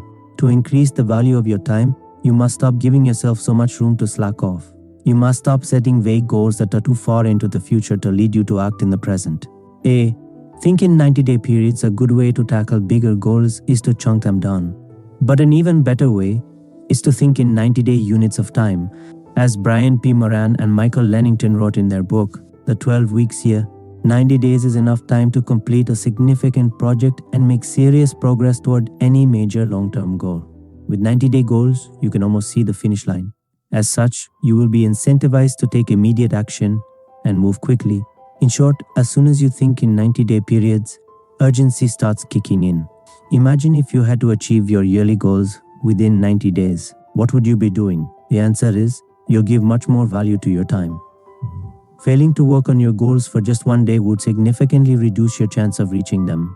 Think about it this way. If you were to turn your yearly goals into 90-day goals, you would need to accomplish 4 days of work in just 1 day. Of course, I'm not saying you could reach your annual goals in 90 days, but imagine for a moment you had to. How much more value would you place on your time? B. Implement frequent deadlines. Another way to create a sense of urgency is to implement frequent deadlines. As Parkinson's law states, work expands so as to fill in the time available for its completion. Without enough milestones along the way, you'll find yourself tackling your tasks at the last minute. This is what many students do when given school papers. By breaking down your goal into multiple milestones, you can not only create a sense of urgency, but you can also track your progress more effectively. In addition, each time you reach a milestone, it gives you a hit of dopamine, helping you stay motivated along the way. The great news is that almost any goal can be broken down into smaller goals. By reaching each of these sub-goals, you'll make steady progress and will eventually hit your major long-term goal. As the saying goes, the best way to eat an elephant is one bite at a time. For instance, when writing books, I find milestones to be extremely effective. Without specific deadlines and milestones along the way, I would probably never complete my books. Without a sense of urgency, I would end up creating numerous excuses to do anything but write. Instead of writing, I would tweak sentences, rearrange paragraphs, and take numerous and interminable little breaks. Therefore, to ensure I complete my books, I first set a deadline. Then, I establish a few milestones, such as completing the outline and finishing the first draft. Finally, I tell my editor when I'll send him the manuscript. Of course, this process is not perfect, and I don't always meet my deadlines, but creating milestones within a defined work schedule helps me tremendously. Note that I'm fairly disciplined and self-motivated. If you're not, you might need to implement additional milestones and create a stronger accountability system by hiring a coach or by teaming up with an accountability partner. To sum up, adding milestones creates a sense of urgency and gives you clarity in terms of what needs to be done each day. As a result, you'll use each unit of your time much more effectively. Action step. As a thought experiment, imagine you had only 90 days to achieve what you usually do in one full year. Feel the sense of urgency this creates and imagine how much more you'll achieve with such a mindset. Now, choose one long-term goal and write it down in your action guide. Break it down into a few 90-day goals. Make sure it is a tangible goal you can picture. Make it a little challenging to create urgency. Add specific milestones by setting monthly and weekly goals. Finally, write down what you need to do today to start making progress toward those goals. Now, let's see in greater depth how you can use your time more effectively. In the next part, you'll discover 7 criteria you can use to assess how effectively you're using your time. Exciting, isn't it? Part T3, making a meaningful use of your time. To become a master of your time, you must learn how to use it meaningfully. But what does this mean? And what criteria should you take into account to accomplish it? In this section, we'll introduce a simple framework to ensure you're using your time in a satisfying way. But before we do this, let's destroy the biggest myth that may prevent you from making the most of your time. 1. The 5 most dangerous words you must stop using. How often do you say the following words? I don't have time. These days, everybody seems to be busy. In many aspects, being busy has become a badge of honor. I lived in Japan for many years and people always seem to be busy there. Being idle is probably perceived as rude. Idleness means you're not a productive member of society. At least that's how the Japanese might interpret idleness. Now, why are we so busy and why do we keep saying we don't have time? I believe there are a few reasons for this. We refuse to take responsibility for our lives. Saying we don't have enough time gets us off the hook. It gives us valid reasons to avoid making difficult changes to our lives. We don't have to rethink the way we work, go to bed early, or replace toxic activities with more productive ones. We want to position ourselves as victims. By claiming we don't have time, we invite our friends' commiseration. We can then pat each other on the back and strengthen our mutual beliefs that we're also busy. We lack the motivation to do something. Saying we don't have time to do something is another way to say it's not really important to us. It could mean we need to make our goals more compelling. We feel the need to look busy. There is a cultural aspect that leads many people to act as though they are busy. Being busy is seen as cool. It means we're doing stuff. Over time, such thinking can become a self-fulfilling prophecy and a collective illusion. As a result, people keep adding more and more stuff to their calendar instead of thinking more strategically and more constructively. What about you? Do you recognize yourself in any of the above? You have more time than you think, but are we really that busy? And is there really nothing we can do to escape the never-ending rat race? In truth, you probably have more time than you think. Here is an interesting statistic given by Jean-Paul Zogby in his book, The Time Miracle. On average, the typical American will watch around 80,486 hours, or more than 9 years worth of TV in a lifetime. He continued, the average American will spend around 5.3 years of their life glued online to a digital screen. In short, most of us will spend over 14 years of our lives watching TV, using the internet, or being glued to our smartphones. But it gets worse. Once we subtract the 8 hours needed for sleep each day, that number goes up to 21 years. That's over a quarter of our lifespan spent in front of a screen. So, do you really think you don't have any spare time? If so, I urge you to rethink how you spend your day. The point is, we all have the same 24 hours in every day. Some people use this time to achieve extraordinary things, never complaining about a lack of time. Others are always running around complaining they're too busy. Yet these same ever so busy people never seem to accomplish anything significant. Be careful. Whenever you say, I don't have time, you give your power away to circumstances around you, and you let external factors dictate your behavior instead of shaping it from within. This is due to a lack of priorities. which comes from having unclear values and poorly defined goals. Or as I like to put it, busyness is laziness in thinking, although I'm pretty sure I read that somewhere. Being busy is the price you pay for failing to define what truly matters to you. As a doctor, YouTuber and productivity nerd, Ali Abdal puts it, whenever you say, I don't have time, what you actually say is, I choose not to make the time for this activity because it's not that important to me right now. Here is the thing. Nobody is putting a gun to your head, telling you what you should or shouldn't be doing. You chose to spend time on social media, watch TV, or stay in your current job. If you truly want to achieve your goals, you must take complete responsibility for the way you use your time. Nobody else can do it for you. And taking control starts by knowing exactly what you want and what truly matters to you. Therefore, stop saying, I don't have time. Banish this sentence from your mind. Instead, replace it with more empowering statements such as, I choose not to make the time for that thing right now. Or, I have a lot of projects I'm focusing on right now, so this will have to wait. Then, when something is important to you, ask yourself, how can I make time to study? How can I make time to exercise? How can I make time to play with my kids? How can I make time to work on my side hustle? Action step using your action guide. Rate each statement below on a scale from 1 to 10, 1 being false, 10 being true. I don't take full responsibility for my time. I position myself as a victim, complaining I don't have time. I fail to work on my goals because my reason isn't compelling enough. I feel the need to look busy to fit in with others and avoid having to think more strategically. Whenever you find yourself complaining you don't have time, do one of the following things. Say to yourself, I choose not to make the time for this thing right now. Ask yourself, how can I make the time for this thing? It will help you uncover your priorities. If you feel you don't have time, it might also be because you're unaware of how much time you waste. If so, the exercise in the following section will be eye-opening. 2. Keeping a time log. Self-awareness is the prerequisite to any major change. The more aware you are of the way you spend your time, the more you'll regain control over it and be able to redirect it toward more meaningful activities.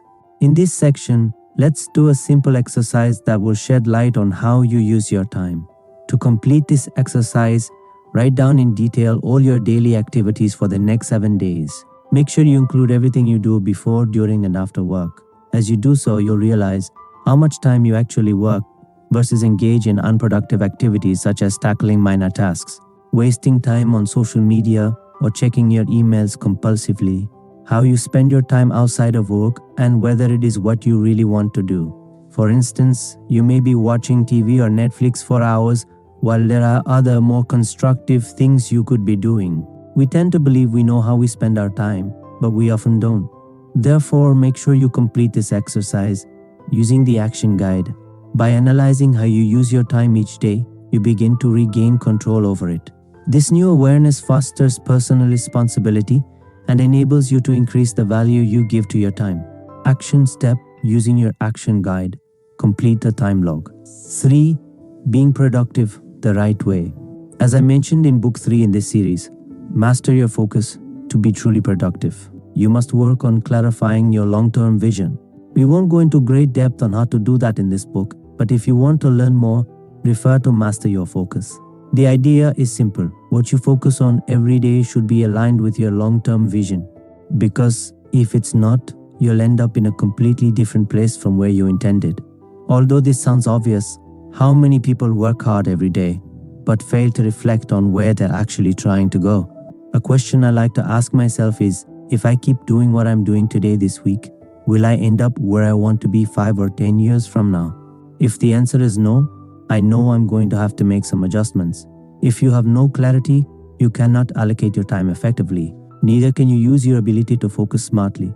As a result, you end up leaking your precious energy each day, energy that you will never be able to recover. In short, the less clarity you have, the more energy you will waste during your day. While it might take you a lot of thinking before you gain clarity, you can start the process now by trying to answer the questions listed below. A. 15 key questions to help you gain clarity. A. Eliciting desire. What do I really want? 2. If I were to wake up tomorrow, completely alone without any family member, friend or colleague to influence my decisions, what would I do differently? 3. If I were to be totally honest with myself, what would I start doing now? What would I stop doing? 4. If I was guaranteed to succeed in everything I do, where would I want to be in 5 years? 5. If I could spend my day exactly the way I wanted to, what would my ideal day consist of? 6. If I could focus on doing only one thing for the rest of my life, what would it be? 7. If I understood and truly believed I could achieve absolutely anything I wanted to by sticking to it for long enough, what would I pursue in the next 3 to 5 years? P. Finding your strengths and unique abilities. 8. When am I the happiest at work and what am I doing? 9. What do I find so easy to do? I genuinely wonder why others struggle to do the same thing. 10. What do people around me say I'm great at? C. Uncovering your passion. 11. What did I enjoy doing when I was a kid? 12. Who do I envy and why? 13. If I had all the time and money in the world, what would I do with it? 14. If I had complete confidence and were already my absolute best self, what would I be doing with my life? 15. How do I want to express myself to the world? B. Characteristics of a good vision. To ensure you're productive in a meaningful way, you must develop an exciting vision to chase every day.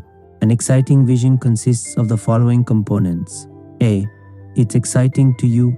Obviously, it may sound common sense, but you should really want that vision to become a reality. It should pull you with its intensity. B. It's crystal clear.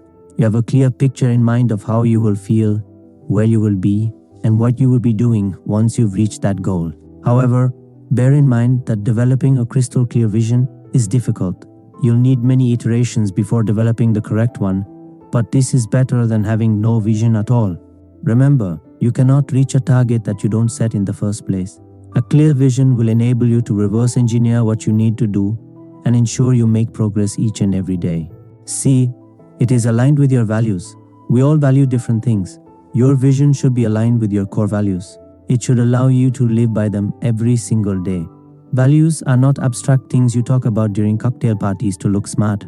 They are things that directly influence the way you live your life and dictate most of your decisions. For example, someone who values autonomy above anything else will make different choices at work or in their personal life than someone whose primary value is contribution or connection with others. Think of your values as being your philosophy or your way of life. Also, make sure that your values are yours, not values imposed on you by people around you or by society as a whole.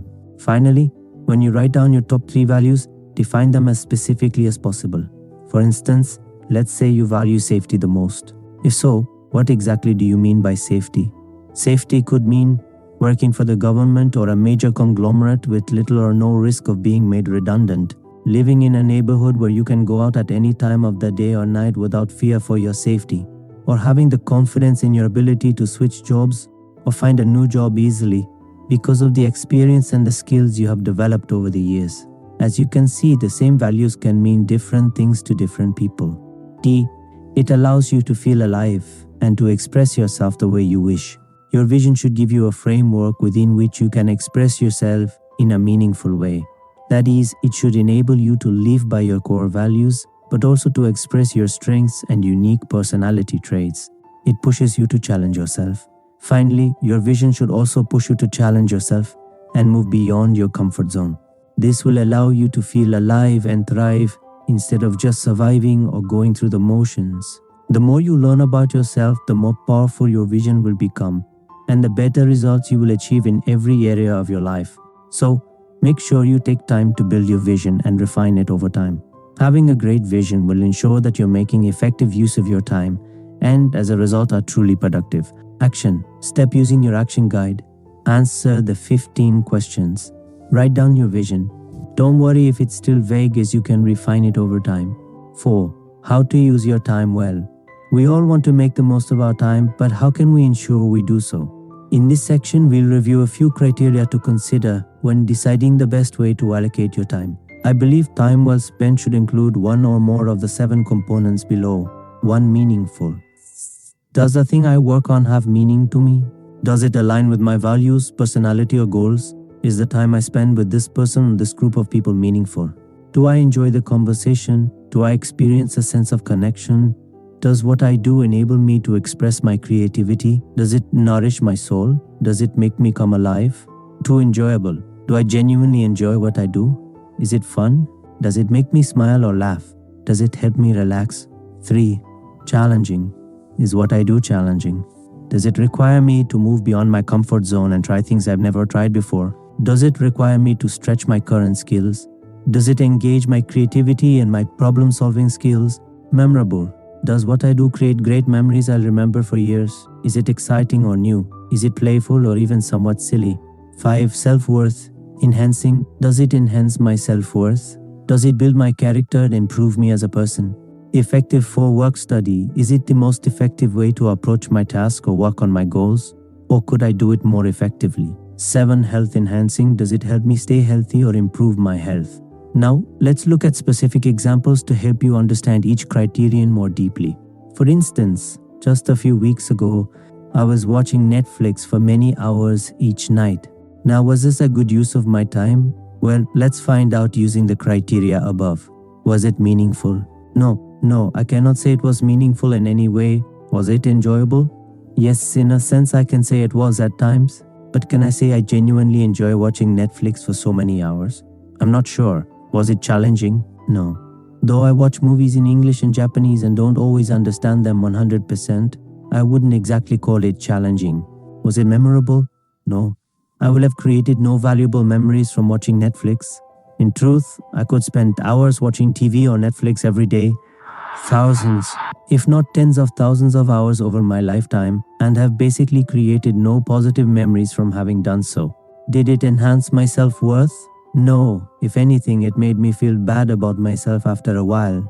Was it effective? No. I did not actively engage in it as part of my work or study, so this doesn't apply. It's certainly not an effective use of my time. Was it healthy? No. There is nothing remotely healthy about lying on the couch watching a screen for hours on end. To conclude, while watching movies on Netflix once in a while might be fine, based on the 7 criteria mentioned above, in this specific situation, I cannot consider it an effective use of my time. Now, one of the main reasons I wasted so much time on Netflix is because I hadn't filled my schedule with more meaningful activities. So, I figured out that adding extra activities to my evenings would prevent me from wasting so much time. So, I sat at my desk, took a pen and a sheet of paper, and wrote down all the wonderful things I could be doing instead of wasting so much time watching Netflix. I love studying, so I scheduled time to study Estonian and Japanese each day. I also started an online course on economics and signed up for a course on how to learn more effectively. Meanwhile, I unsubscribed from Netflix and removed distractions by blocking Facebook, YouTube, and other websites on my computer. While I will probably relapse in the future, my current program is working pretty well so far. The lesson here is, whenever you try to remove a toxic activity or behavior, you need to replace it with something else that is both more productive and more enjoyable. Make sure your new activity incorporates some of the criteria mentioned previously. That is, it should be meaningful, enjoyable, memorable, self-worth enhancing, effective and/or health enhancing. The more exciting and meaningful the activity is, the better. For example, your activity could be part of an exciting long-term goal or dream. Perhaps you want to study Spanish because you'd like to move to Spain one day, learn how to play the piano simply for the joy of music, write articles, poems or books, or bake cakes for your family and friends. Whatever you may be interested in, when you learn to use your time more effectively, you can accomplish almost anything you desire. And the stronger and deeper your desire is, the more motivated you'll be to do the work every day. Once you've built effective systems to ensure you remain consistent, you'll become unstoppable. Now, let's see what an example of an effective use of your time may look like. I've been living in Estonia for over a year and a half now, but I barely know any Estonian. I spent months wondering whether I should learn the language. I kept telling myself, the population is so small and most Estonians speak English, so why should I bother? Conversely, I wanted to become part of the society, which required me to speak the language. So, instead of wasting hours every day on unproductive activities, I finally decided to learn Estonian. I downloaded an app called Speakly and put a daily routine in place. I also hired a private teacher. Now, compared to watching Netflix, how good a use of my time is studying Estonia? Using the same criteria, let's work it out. Is it meaningful? I would say yes, since it will allow me to use Estonian in my daily life and feel more at home. Is it challenging? Yes. I have to learn a whole new language and deal with new sounds I'm not used to hearing. Estonian isn't easy. Is it enjoyable? Yes, I enjoy learning foreign languages and the app I'm using makes it fun and easy. Is it memorable? Not really. However, speaking Estonian may allow me to create great memories when I make new Estonian friends. Does it enhance my self-worth? Yes, there's absolutely nothing wrong with learning a new language. Also, being able to speak Estonian will help me to feel better about myself, as opposed to feeling guilty for not speaking the language. Is it effective? Yes. I think the app I'm using in combination with my private lessons should allow me to make progress faster.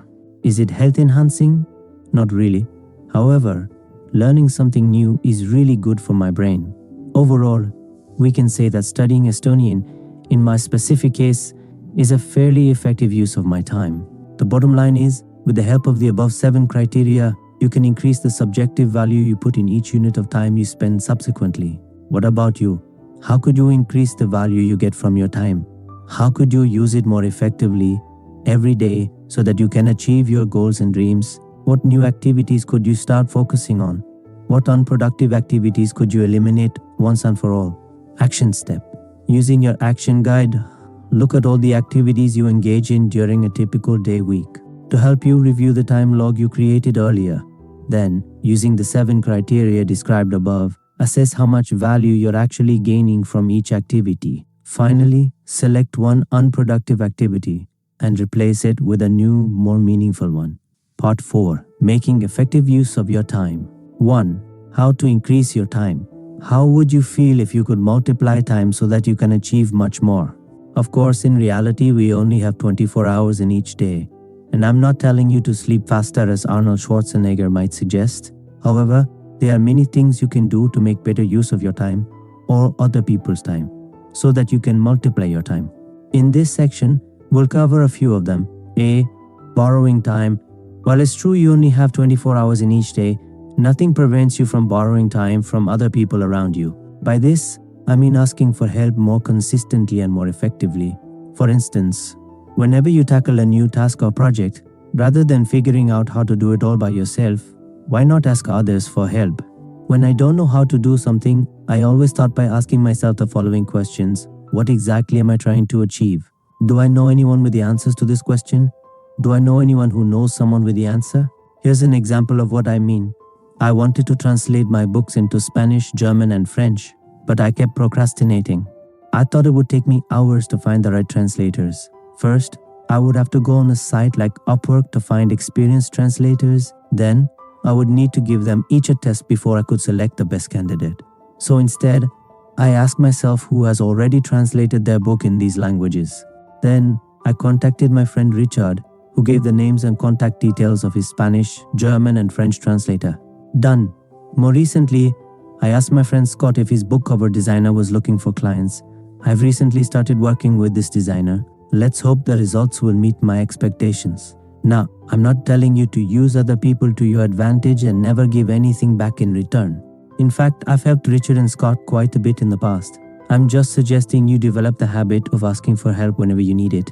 Funnily enough, I gave that same advice to one entrepreneur friend.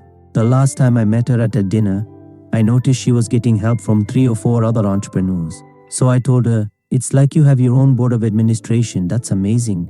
She replied, "You were the one who advised me to ask people for help." Fair enough. The point is, build the habit of identifying the people with the answers to your questions or problems and approach them first before doing anything else. Let's give a few more examples. You want to start investing your money but don't know how. Ask your friend who is already doing very well financially if you have one. You want to create a company but aren't sure how to go about it.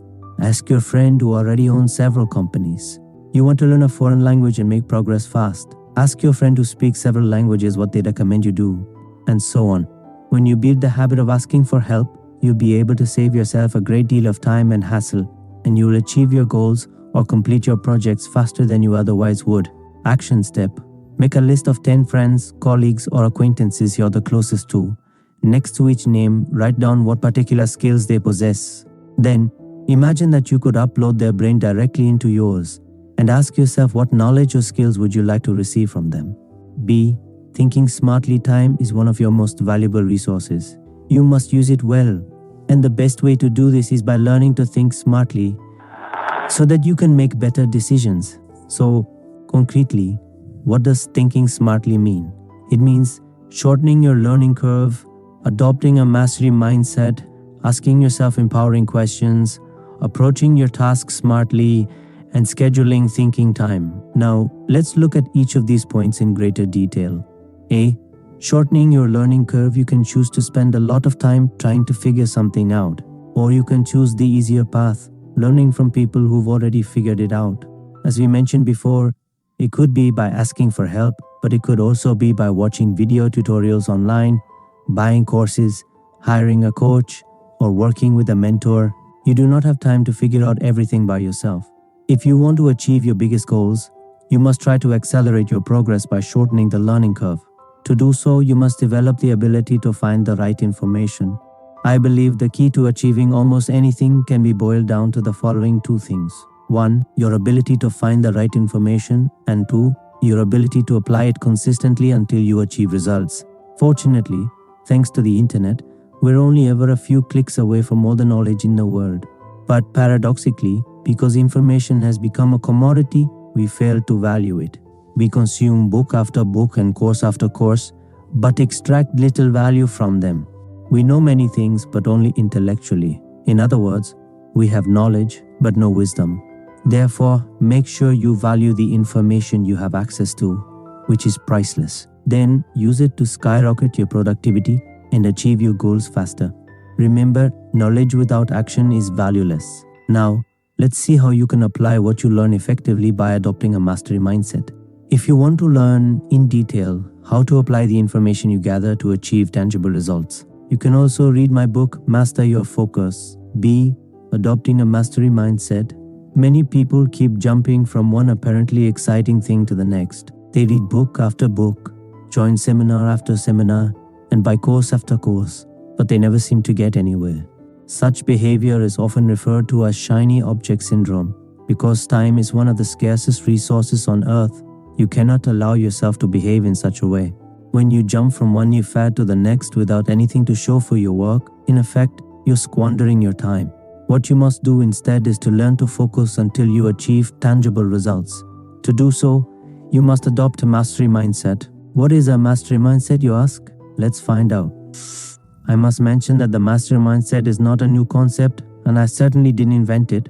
People such as the famous coach, Tony Robbins, have been teaching this model for years. However, too few people truly understand how fundamental the concept really is. Once you truly understand how it works and begin to adopt it, everything will change for you. Instead of running around like a hamster on a wheel, you'll start obtaining results like never before. And you'll start hitting your goals. The 7 pillars of the mastery mindset. I believe there are 7 pillars you need to adopt in order to develop a mastery mindset. Let's review each of them, shall we? 1. Mastering repetition. Successful person is a master of repetition. For example, the hugely successful Olympic swimmer Michael Phelps didn't miss a single day of training between the ages of 12 and 18. In fact, he swam more than 2,100 days in a row. Martial arts experts practice the same move thousands of times. And kids learn how to write by copying the alphabet over and over. In fact, it is impossible to become proficient at anything without first embracing the philosophy of repetition. Repetition is the process that allows you to assimilate anything and, over time, become highly skilled in the process. If you're a driver, do you remember the first time you sat behind the steering wheel? You probably felt overwhelmed by the large amount of new information you had to process. You might even have wondered whether you would ever be able to drive. But after spending many hours practicing, the skill became automatic. This demonstrates that you have effectively transferred the driving process from your conscious to your subconscious mind. This is what repetition and mastery are about. Repeating something so many times, it becomes second nature. The point is, knowing things only intellectually is not enough.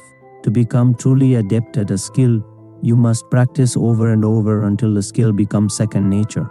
You must adopt a mindset that you will practice as many times as necessary until you achieve the results you want. Mastering the fundamentals, most people believe they know more than they actually do. Then, when nothing seems to work, they're left confused. This is because their fundamental skills are weak. They may have been avoiding learning a specific skill because they think it's not important or because they were too eager to move on to the next topic.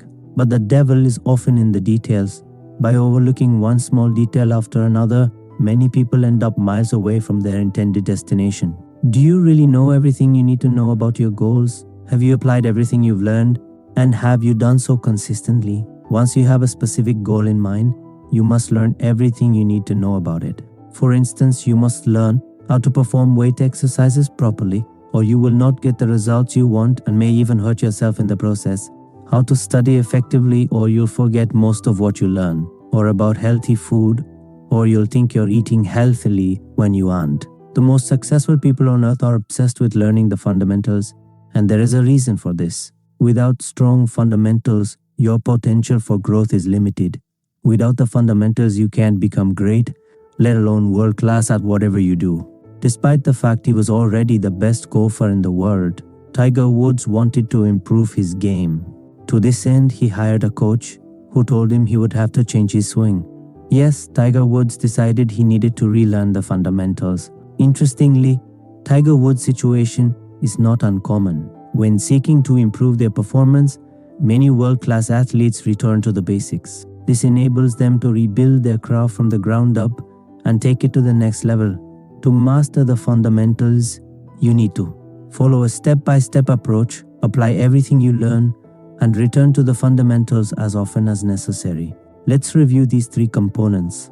Following a step-by-step approach without clear guidance and accountability, you'll find it difficult to learn anything on your own. You need a blueprint showing you what to do step by step. The more structured your learning, the easier it will be to make progress. This is something I've personally been struggling with. Eager to make progress, I often try to learn as quickly as possible, without giving myself enough time to assimilate the information or enough practice to build strong foundations.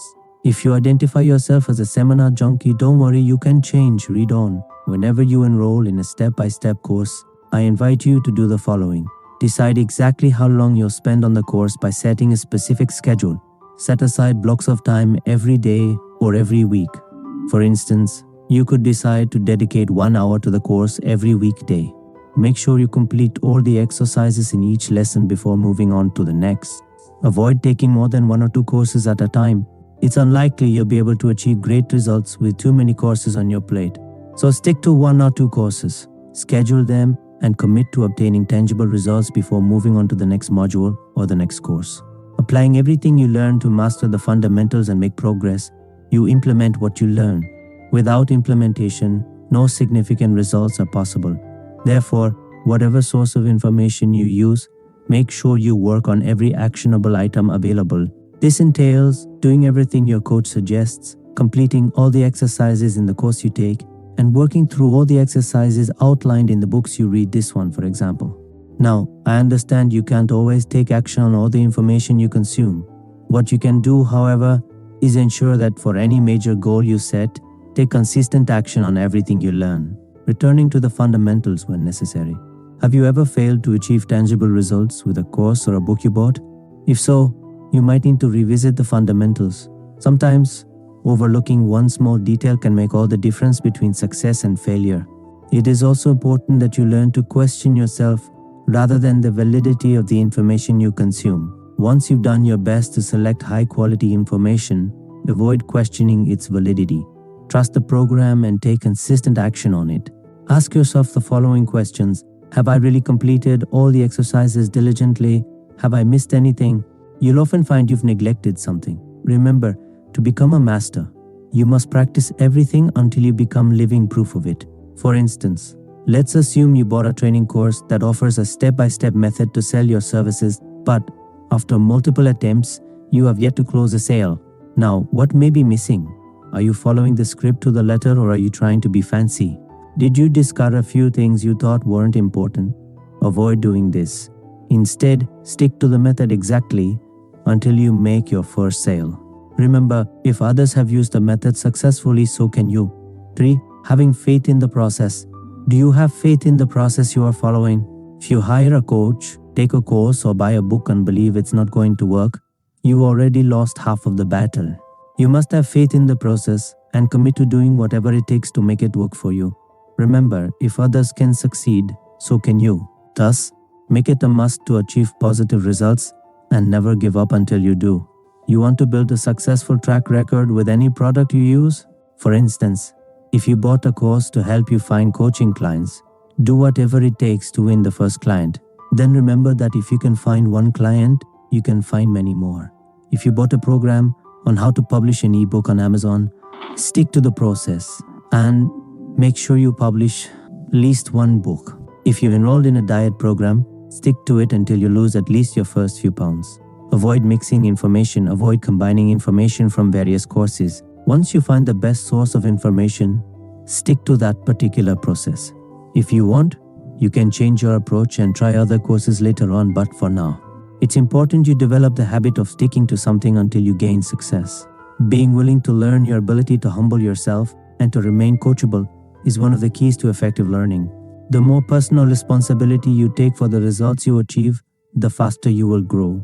Always be willing to learn and take personal responsibility before blaming others for any lack of progress. The legendary investor Warren Buffett has been reading 5 or 6 hours per day for decades. Although in his 90s, he still spends hours each day trying to master his craft. This is because he understands there is always more to learn. Even the best of the best in their field learn continuously, and so should you. The bottom line is that you must keep learning and growing until you achieve the results you want. If you let your ego and pride stand in the way, you'll slow your progress. If you've been struggling to obtain certain results for years, you can blame others as much as you want, but the only constant in the equation is you. Although you are most likely the problem, as it happens, you are also the solution. So be open to learning, and you might find everything starts changing for you. If something isn't working for you, I recommend you ask yourself, might I have been wrong here? What could I do differently? What is the real bottleneck holding back my success? Who can I turn to for advice? Embracing long-term thinking. As we discussed earlier, the ability to think long-term is one of the best predictors of success. When you focus on your long-term vision and act accordingly every day, you are far more likely to create the life you want. Therefore, if your current daily actions aren't moving you closer to your vision, start questioning your methods. Masters always have a long-term plan. They know they cannot excel at anything without first spending years working on their craft. What about you? Are you a master? If you're unsure, look at the tasks you've completed recently. Are these tasks contributing to your long-term vision, or are they distractions? Are you creating your future proactively, or are you reacting to your environment? Learn to think in the long term, and over time, you will notice a significant improvement in your performance. 6. Being consistent. Another key characteristic of a master is their consistency. Consistency is focus repeated every day in the pursuit of a long-term vision. Without consistency, your focus will be short-lived and have little to no power. Without a solid focus, you can't master anything. In other words, consistency is using your axe to hit your big tree, your goal, at the exact same spot over and over until the tree topples. Consistency is practicing the same kick 10,000 times until it becomes deadly. To give you real-life examples, it is creating and uploading YouTube videos every day for years, writing every day and publishing a book every 2 months for years, waking up at the same time every single day, or calling prospects every single morning. Consistency allows you to build momentum over time. It boosts your ability to focus, increases your self-esteem, and skyrockets your productivity. To become a master, simply start by doing something consistently every day, no matter how small the action may be. Also, understand, there is no such thing as 100% consistency. Nobody is perfect. Therefore, avoid beating yourself up whenever you fall off track. Instead, show self-compassion and refocus on your goal. 7. Focusing instead of scattering their focus. Masters invest it wisely to design the life they want. Remember, you can only focus on one thing at a time. When you fail to concentrate your attention on something that improves your life, you move away from the life you want to create. Eventually, what you focus on consistently day after day creates your life. So make certain you get it right. Otherwise, 10 years from now, you will end up in a totally different place from the one you intended. Commit to a few actions, and relying on the mastery mindset, stick to those actions until you achieve the desired outcome. You won't become a master overnight, but by developing a mastery mindset, over the coming months and years, You will find yourself achieving better results faster than ever before. You can be either a master or a dabbler. The choice is yours. C. Asking yourself empowering questions. Our brain is like a search engine. Whatever questions we ask, it will try to produce the best answers possible. Unfortunately, most of us ask silly questions and as a result, receive silly answers. What about you? What questions do you ask yourself? Are they serving you or are they preventing you from achieving your goals? Ultimately, the quality of the questions you ask yourself determines the quality of your life. So make sure you ask yourself smart ones. Below are examples of quality questions you can ask yourself. Questions regarding the way you use your time. What does using time effectively mean to me? What do I need to do today, this week, to live a life without regrets? What does my ideal day look like? More specific questions regarding productivity. What exactly am I trying to accomplish here? What does the end result look like for this task or project? What's the number one bottleneck in my life right now? What specific things could I do to eliminate it? What's the best way to approach this task? How do I know it's the best way? Who has the answer to this problem? Who can help me achieve this goal? More generally speaking, the following types of questions are invaluable. What if questions? These questions tap into one of your most precious assets, your imagination. As human beings, we are the only species on Earth with the ability to project ourselves into the future and come back with valuable insights, empowering states of mind or specific plans of actions. Thus, the first step to achieving anything is to use the power of your imagination. And it starts by asking yourself, what if? What if I can achieve my biggest goal in the next 5 to 10 years? What if I can design a career I absolutely love? What if I can attract a wonderful partner into my life? What if X, Y, or Z is possible for me? These questions foster creativity and will open yourself up to new possibilities and ways to solve your issues. How can I achieve this goal in the next 90 days? How can I work fewer hours while getting more done? How can I approach this project the most effective way possible? How can I retire 10 years early? How can I make more money? Similar questions are, what can I do? What would I need to do? What would it take to? Who questions? While being resourceful and self-reliant is important, there is nothing wrong with asking for help whenever it's needed. Start by asking yourself the following questions. Who has the answer to this question? Who has solved this problem before? Who has already achieved this goal? Who do I really want to spend more time with? Who has the same values as me? There are over 7 billion people on this planet, and with the internet, you're only one click away from many of them. Many people have the skills, experience, resources, money, or connections you need to achieve any of your goals or dreams. Learn to tap into that collective intelligence. To conclude, what you keep thinking about every day will tend to become your reality in the long term.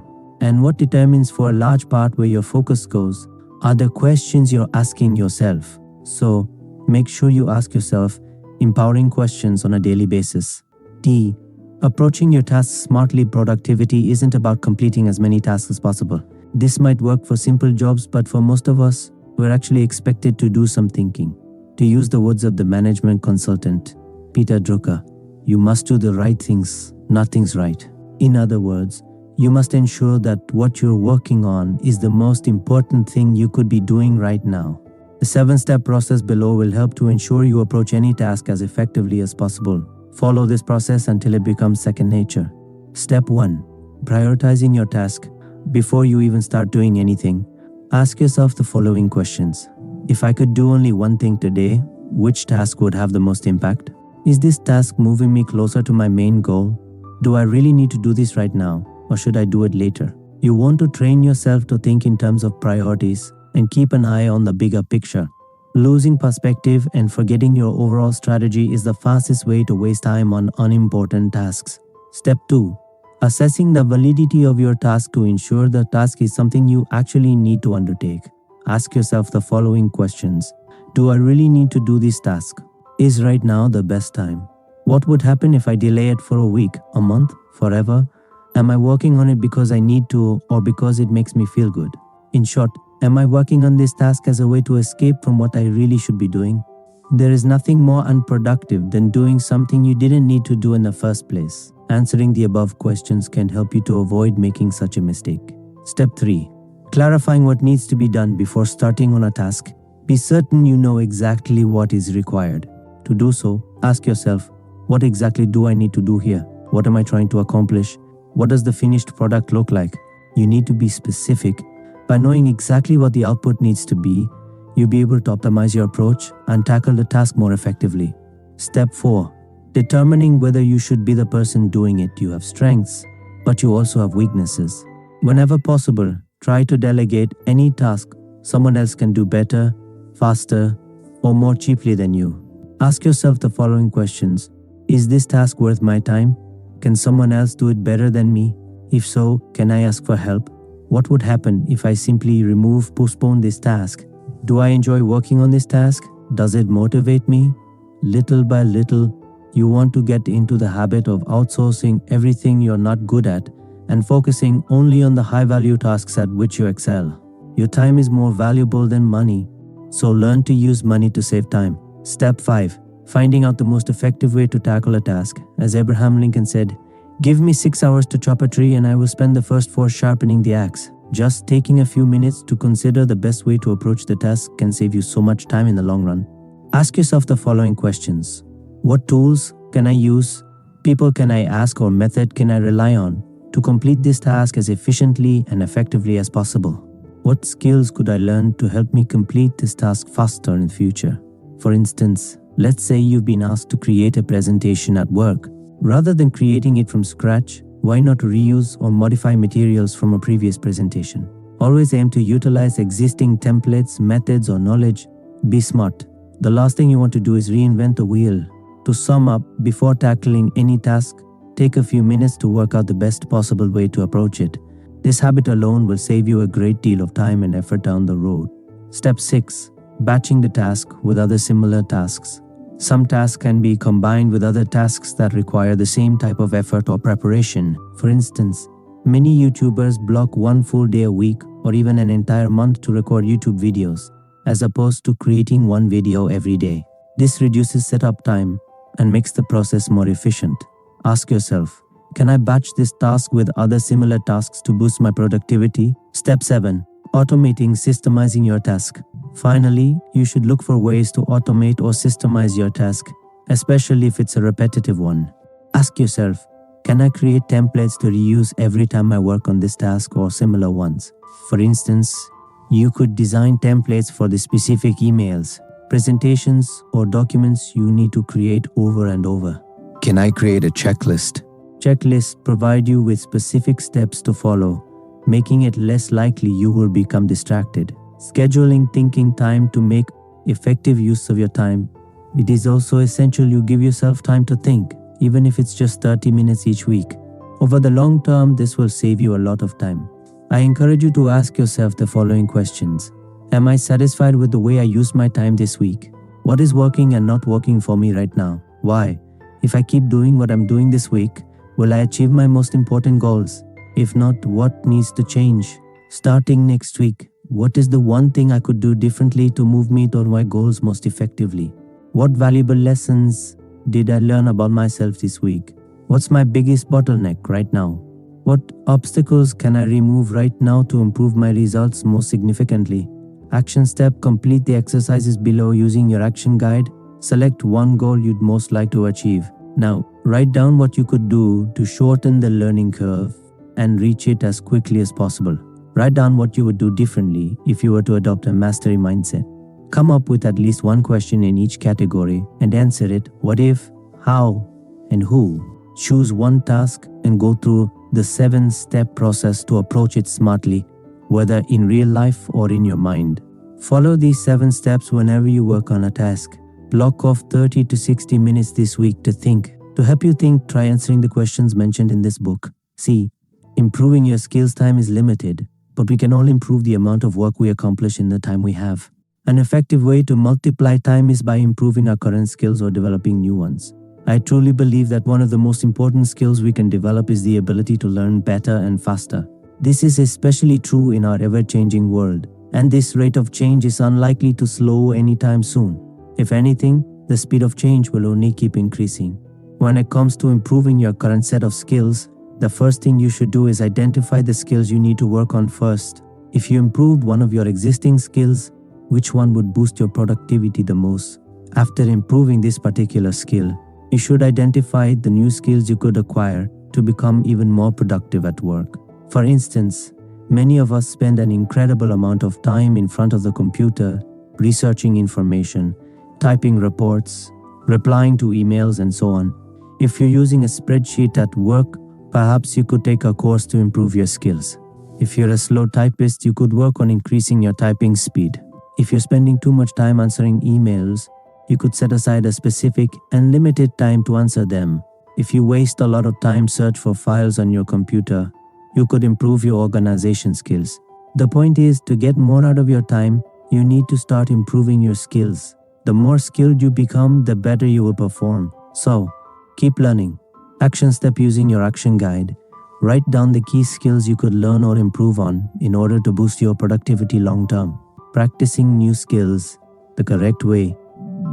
When you are trying to improve your skills, you must do so deliberately, using what is often referred to as deliberate practice. That is, you must practice with intense focus and with a specific intent in mind. You must know why you're doing something and the outcome you hope to achieve from it. People often say they have X years of experience in a certain field, but that's misleading. What they're really saying is that they've been working in a specific field for X years. However, the truth is probably this: they improved their skills for 2 or 3 years and then kept doing the things they already knew over and over again for years, and with only marginal improvements here and there. In this regard, the following study is eye-opening. According to researchers at Harvard Medical School, doctors with decades of experience don't seem to provide better patient care than those with just a few years of experience. You would expect a doctor with decades of experience to be significantly more skilled than a young one, right? However, according to the Harvard study, this doesn't appear to be the case. The same applies to nurses, and I suspect in many other professions. My point is, to become great at anything, you must continuously improve your skills, and you must do so deliberately. But this is hard work, which is why most people choose not to do so. Now, what exactly is deliberate practice? In their book Peak, Secrets from the New Science of Expertise, Anders Ericsson and Robert Poole explain that deliberate practice 1. Builds skills for which effective training techniques have already been established. 2. Takes place outside of your comfort zone, requires significant effort, and is generally not enjoyable. 3. Involves specific, well-defined goals. 4. Requires your full attention and conscious actions. 5. Entails regular feedback. 6. Both creates and relies on effective mental representation. And 7. Almost always involves working on existing skills or building new ones by focusing specifically on some aspect of those skills that need to be improved. Let's give a concrete example. Benjamin Franklin wanted to improve his writing skills. He focused on improving 3 specific skills: his writing style, his vocabulary, and his sense of organization. In a nutshell, here is Benjamin Franklin's schedule for deliberate practice: writing style. He made notes on articles from Spectator, a high-quality newspaper, which he would use to rewrite the articles a few days later. He would then compare his version with the original article and modify it accordingly. Vocabulary: he rewrote Spectator essays in verse and then in prose to compare his vocabulary with the original article. Organization: he wrote summaries of every sentence in a particular article on separate sheets of paper. He would then wait a few weeks before challenging himself to write the article in the correct order, and then he compared his work to the original. He was very intentional in the way he learned, using deliberate practice, as we can confirm below. Benjamin Franklin's tedious studies required a great deal of effort and were probably not much fun. Second, it involved defined goals such as rewriting specific articles until he could reproduce the original. Third, it required both his full attention and conscious actions. Fourth, he also received immediate feedback by looking at the original article to determine how well he performed. Fifth, through consistent practice, he created a mental representation of patterns of information held in long-term memory. In short, we can say he transferred new skills to his subconscious so that he could use them automatically whenever sitting down to write. Sixth, finally, he was working on improving a specific skill, his writing ability, by focusing on specific aspects of it, improving his writing style, increasing the richness of his vocabulary, and enhancing his organization skills. Seventh, Whether or not he actually used existing methods to improve his skills is hard to say. For the most part, we can assume he invented techniques to meet his specific needs. This shows how dedicated and determined he was to become a better writer. When you adopt deliberate practice, you'll increase the value of each unit of time you dedicate to that purpose. In short, you'll make better use of your time and will progress more quickly. Such practice will inevitably boost your ability to focus. Below are some of the things that can help you design a deliberate practice. Identify a specific program, course or manual used by people who achieve the goal you're after. Hire a coach, find a mentor, ask a friend who has achieved similar results for advice. Action step. How could you use deliberate practice to improve your current skills or acquire new ones? Answer this question using your action guide. To conclude, you can increase the value of each unit of time by improving your thinking abilities. By looking at the bigger picture and being more strategic, every action you take will become more impactful. Instead of being busy, you'll become highly effective. Now, let's see what you can do to store your time. 2. How to store time. As we now know, time is one of our most precious assets. Every second that passes is gone forever. And unfortunately, we cannot store our time for later use. Or can we? Although we cannot stop time, there is a specific way we can buy back time to have more of it available in the future. The tool that enables us to do this is money. Using money to store time, while some people strive to make more money so that they can increase their social status, gain power, or buy luxury items, in my opinion. This is not where money's true power lies. The power of money lies in its ability to store our energy and time so that we can use it in the future. In fact, accumulating money allows us to buy back time. To regain control over your time, you must understand what money is and how you can use it to buy your way to freedom. For example, if you can save money each month, you might be able to retire a few years or even a few decades earlier than most people. This is what the proponents of the FRE movement worked, or FRA stands for financial independence, retire early. The money you save can be invested so that it works for you and increases over time. I invite you to see money as freedom, the freedom to make better use of your scarcest resource, your time. Think about it this way. Money enables you to store the fruits of your labor. Without it, you would be forever doomed to work to meet your basic needs. Each dollar you save gives you an opportunity to reclaim part of your future. In short, saving money gives you options. When you're able to save enough of it, you can decide to take a break from work, invest the money in a side business, or change your career for a more enjoyable job that may not pay as well. In a way, because it multiplies your options and enables you to buy back your time, saving money might be the ultimate productivity tool. On the other hand, you can earn a lot of money, but unless you're able to save and invest some of it each month, you'll end up running like a hamster in a wheel, never being in control of your time. You'll always be one crisis away from losing everything: your job, your home, your lifestyle, etc. It's even worse when you're in debt. Being in debt forces you to utilize your time to repay your creditors. This time cannot be used to meet your needs, nor can it be stored for future use. Here's the point. Money isn't evil. Money allows you to store the fruit of your labor and use it to buy back time.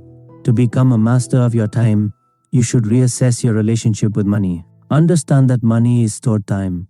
Then begin to save and invest more money so that you can reclaim your time at a later date. Action step: write down what you would do if you could store time. For example, retiring early, changing your career, dedicating more time to your hobbies, etc. B. Becoming a smart consumer. We often buy things without checking whether they're worth our money and time. To assess whether you should buy something, calculate how many hours you need to work in order to buy it. Let's say you want to purchase a new phone that costs $900. If you earn $15 per hour, you'll need to work 60 hours before you can acquire it. Now, is that a lot or a little? I don't know. It depends on how useful you think the phone will be. Perhaps buying a less expensive model would be good enough for you. Or perhaps you absolutely love that particular phone and want to buy it, irrespective of the cost. Understanding hidden opportunity costs. It is important to understand that with every purchase you make, there is an opportunity cost. You cannot both spend your money on a new phone and save it. Each dollar spent is a dollar not invested. In other words, each dollar spent is accumulated time you're voluntarily giving away, i.e., the time you've stored by making that money through work. And because the money you invest can increase multifold over several decades, What you choose to buy or not to buy is much more important than you think. For instance, let's say you've just got your first job out of college. Excited to be making money and eager to reward yourself, you decided to buy yourself a nice car. To do so, you take a $30,000 loan that you will repay over the course of several years. There's nothing wrong with that, is there? After all, you're making money now. However, this seemingly inoffensive purchase comes with huge opportunity costs. Let's say the total cost of the loan, including interest, is $40,000. Then let's assume it will take you 8 years to pay the loan back in its entirety. In this case, you'll have to pay back $417 per month, which is $417 you won't be able to use for anything else each month. Now, what if you chose to invest the $417 each month for 8 years at an annual return of 5% after inflation? By the end of the 8 years, you'll have amassed $47,783. But that's not the most impressive thing. Imagine you decide to let that money compound over a few decades, never touching it before retirement. Let's be conservative and use 30 years. At the end of this 30-year period, you'll have amassed $206,515.98. Not bad, eh? Having this much extra in the bank will give you more options. For example, you might be able to retire a little earlier than planned, or have a higher monthly pension when you retire. My point is this: saved money happens to be stored time. By saving or investing your money instead of spending it, you can buy back time in whichever way you please. For instance, you can outsource unpleasant tasks to free more time to do things you enjoy, retire early and dedicate that extra time to your hobbies, or change career and go for a more meaningful job, and so on. You can always make more money, but you can never acquire more time. Therefore, make sure you use your money as a tool to store time. And if you want to both spend more and save more, you must find a way to increase your income. In the table below, I've added a few more scenarios to give you an idea of how powerful the compound effect is. You'll see what happens if you earn a 7 instead of a 5% return, or invest your income for 40 instead of 30 years. I've also included another example showing you how much you would need to invest over a 40-year period to accumulate $1 million, assuming a 7% annual return. Spoiler, you need to invest $390 per month. Note that the average historical return of the S&P 500 pesos since its creation in 1926 is slightly below 10% before inflation. The S&P 500 is a stock market index that measures the value of the 500 largest companies traded on US stock markets. Action step: write down a few things you'd like to buy. Then, calculate how many hours you must work to buy them. Finally, see if there are any alternative options. Can you buy something less expensive while getting more or less the same benefits? Or should you merely give up on buying those things because you can use the money more effectively? 3. Disconnecting time from money. As our old friend Warren Buffett once said, if you don't find a way to make money while you sleep, you will work until you die. Time is much scarcer than money. Now, I understand that if you have money issues right now, it might definitely not seem that way. But the more you learn to value your time, the more money you'll likely make over a long enough period. It won't happen tomorrow, but if you're patient enough, it eventually will. In this section, I'd like to discuss the importance of disconnecting your time from the money you make. There is a large amount of work involved in mastering this concept, but I will give you a brief overview to help you shift your mindset regarding time and money. To learn more on the topic, you can start by reading Rich Dad, Poor Dad by Robert T. Kiyosaki, or The Millionaire Fast Lane by MJ DeMarco A. Saving money versus saving time. Which of these statements do you relate to the most? I use time to save money, or I use money to save time. As you learn to master your time, you'll come to realize that the key isn't to use your time scarce to save money abundant, but to use your money abundant to save your time scarce.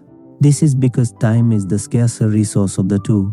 Again, if you're not making much money right now, you'll find it difficult to do so. But please bear with me. The first step to value your time more is to calculate how much an hour of your time is actually worth. To do so, you can simply divide your salary by the number of hours you work each month.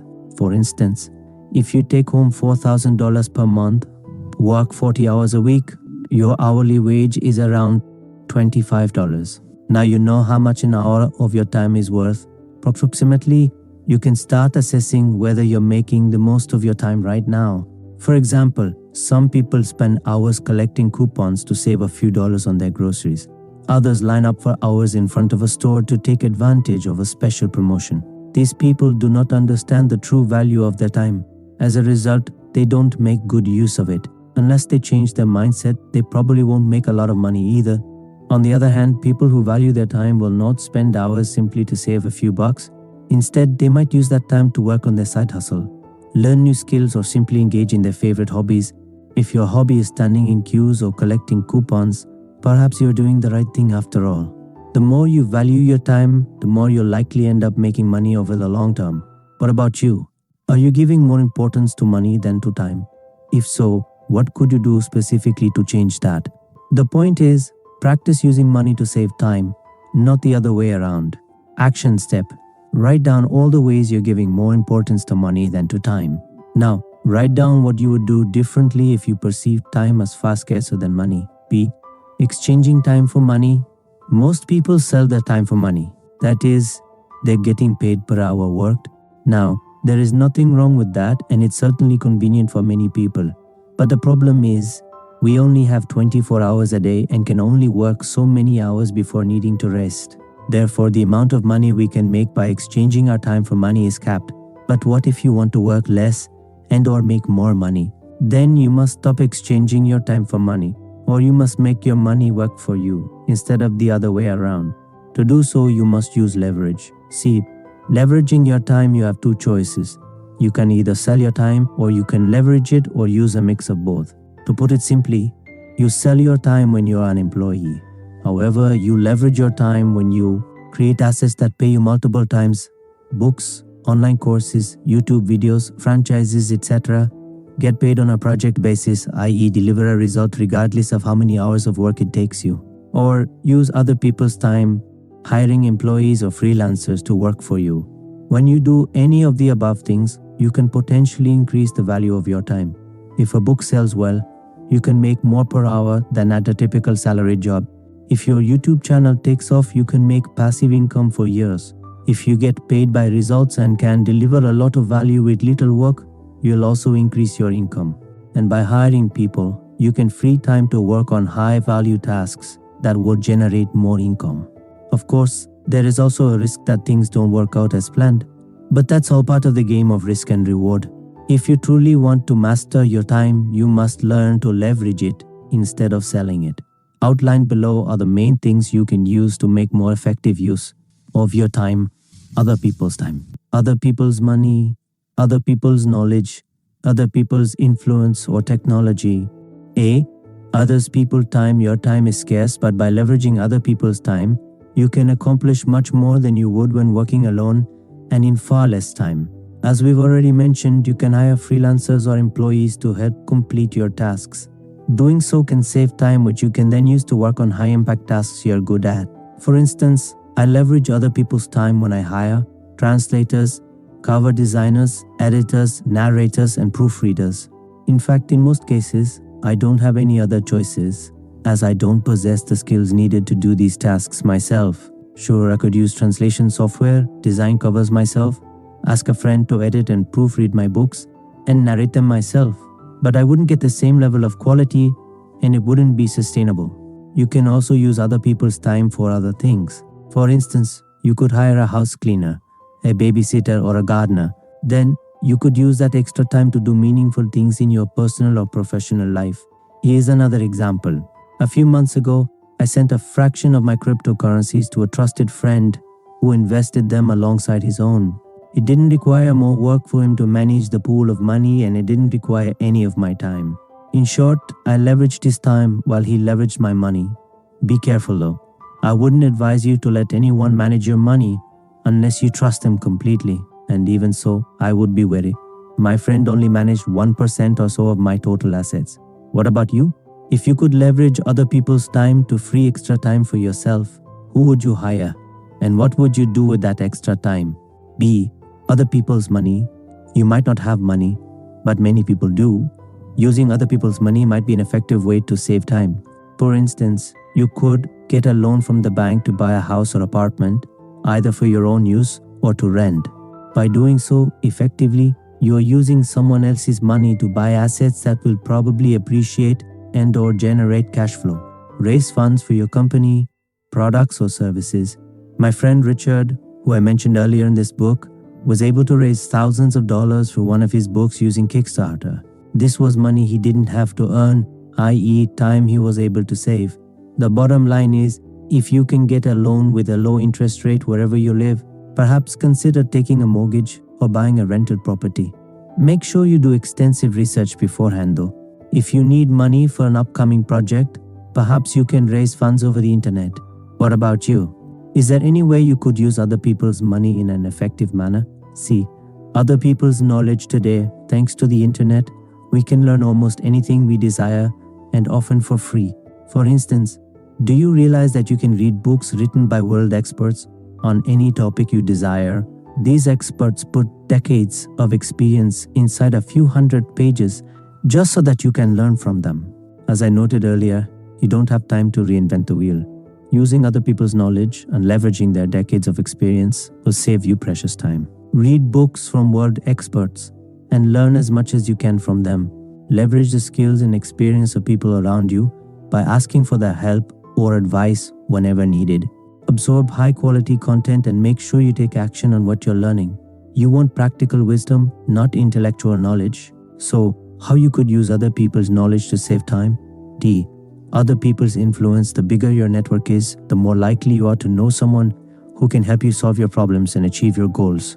For instance, your network can help you find a better job, sell more of your products or services, or create partnerships among other things. Thus, don't be afraid to ask for help whenever you need it.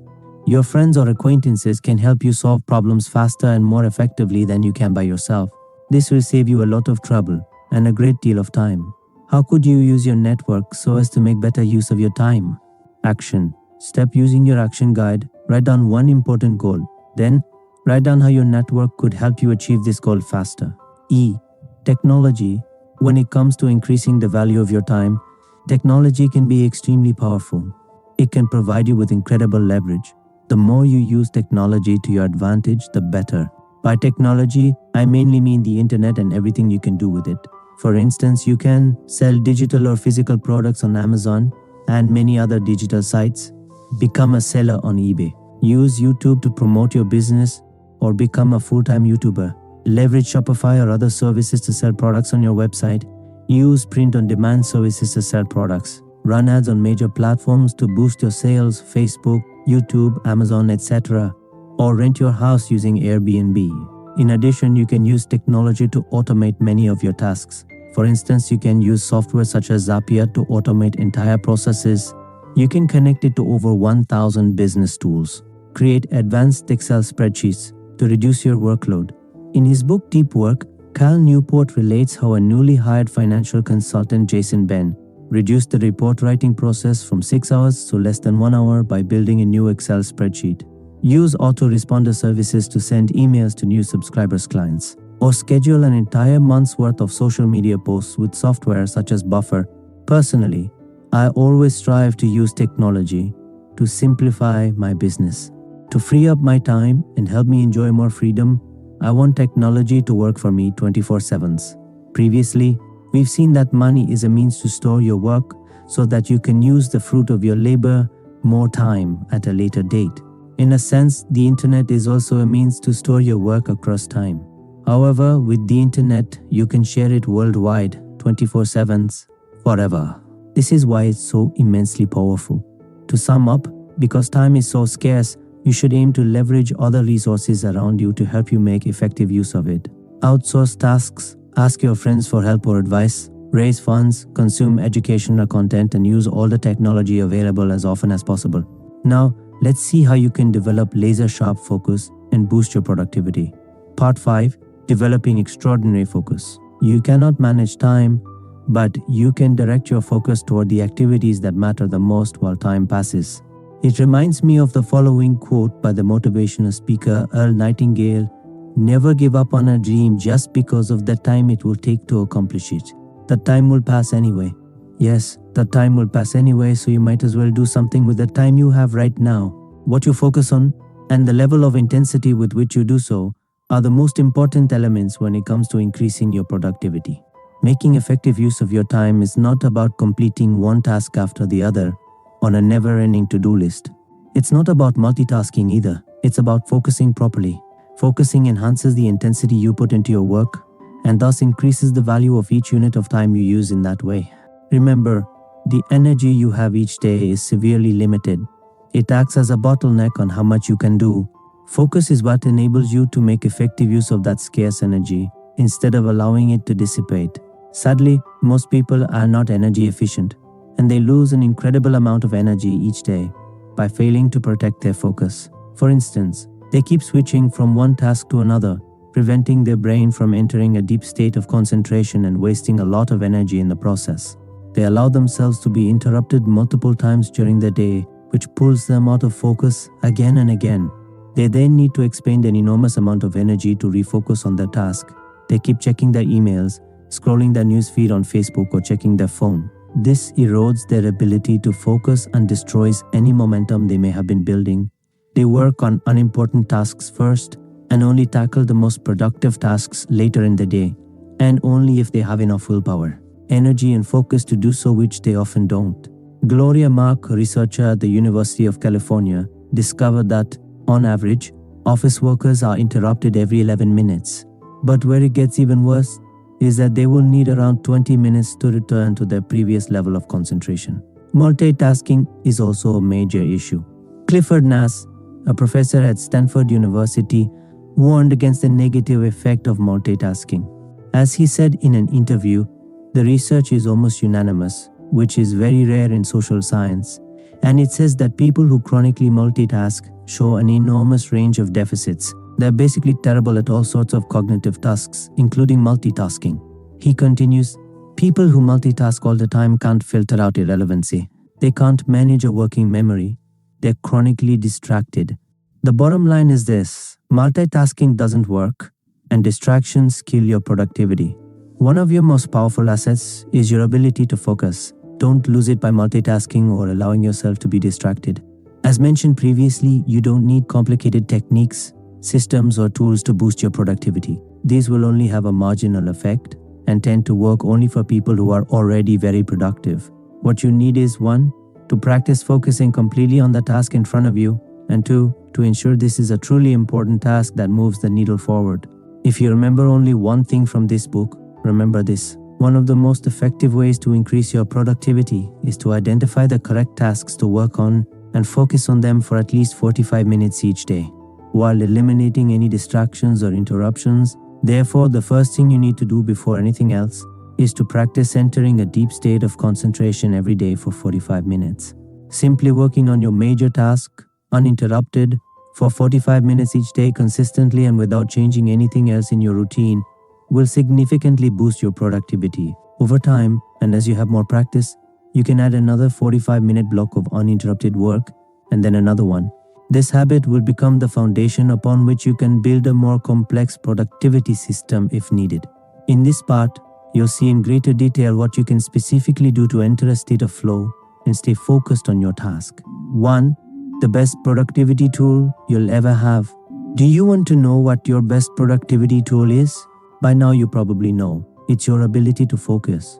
Your focus is your superpower. It allows you to channel all your energy into one specific thing while excluding everything else. When you focus for long enough, you enter an altered state of mind, and you feel calmer and more in control. All your thoughts and worries disappear into the background, and you will be able to immerse yourself completely in the task in front of you. In this state of mind, you're far more effective and will end up achieving more.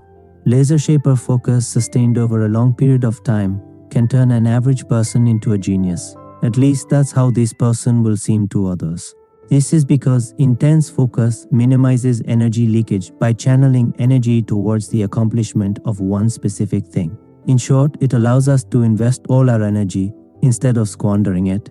Look around and you'll see many smart people misusing their talents. These people have no clear direction, they lack confidence, and they have little discipline. As a result, they operate far below their true potential. On the other hand, you'll see many rather average people achieving extraordinary things and having a tremendous impact on society. A big part of this is due to their ability to stay focused over the long term. I would go as far as saying that extreme focus is like adding at least an extra 20 points to your IQ. What about you? How good is your focus? Learn to develop laser-sharp focus, and most of your productivity challenges will vanish. Do it over a long enough period, and you will be astonished by what you can accomplish. Now, let's briefly cover one key principle you'll need to apply if you want to develop a laser-sharp focus. The 80-20 principle. This well-known rule states that 20% of your actions generate 80% of your results. In other words, only a fraction of what you do is truly effective. The idea is to spend as much time as possible on the 20% because that's what brings the biggest results. For instance, I'm a full-time writer.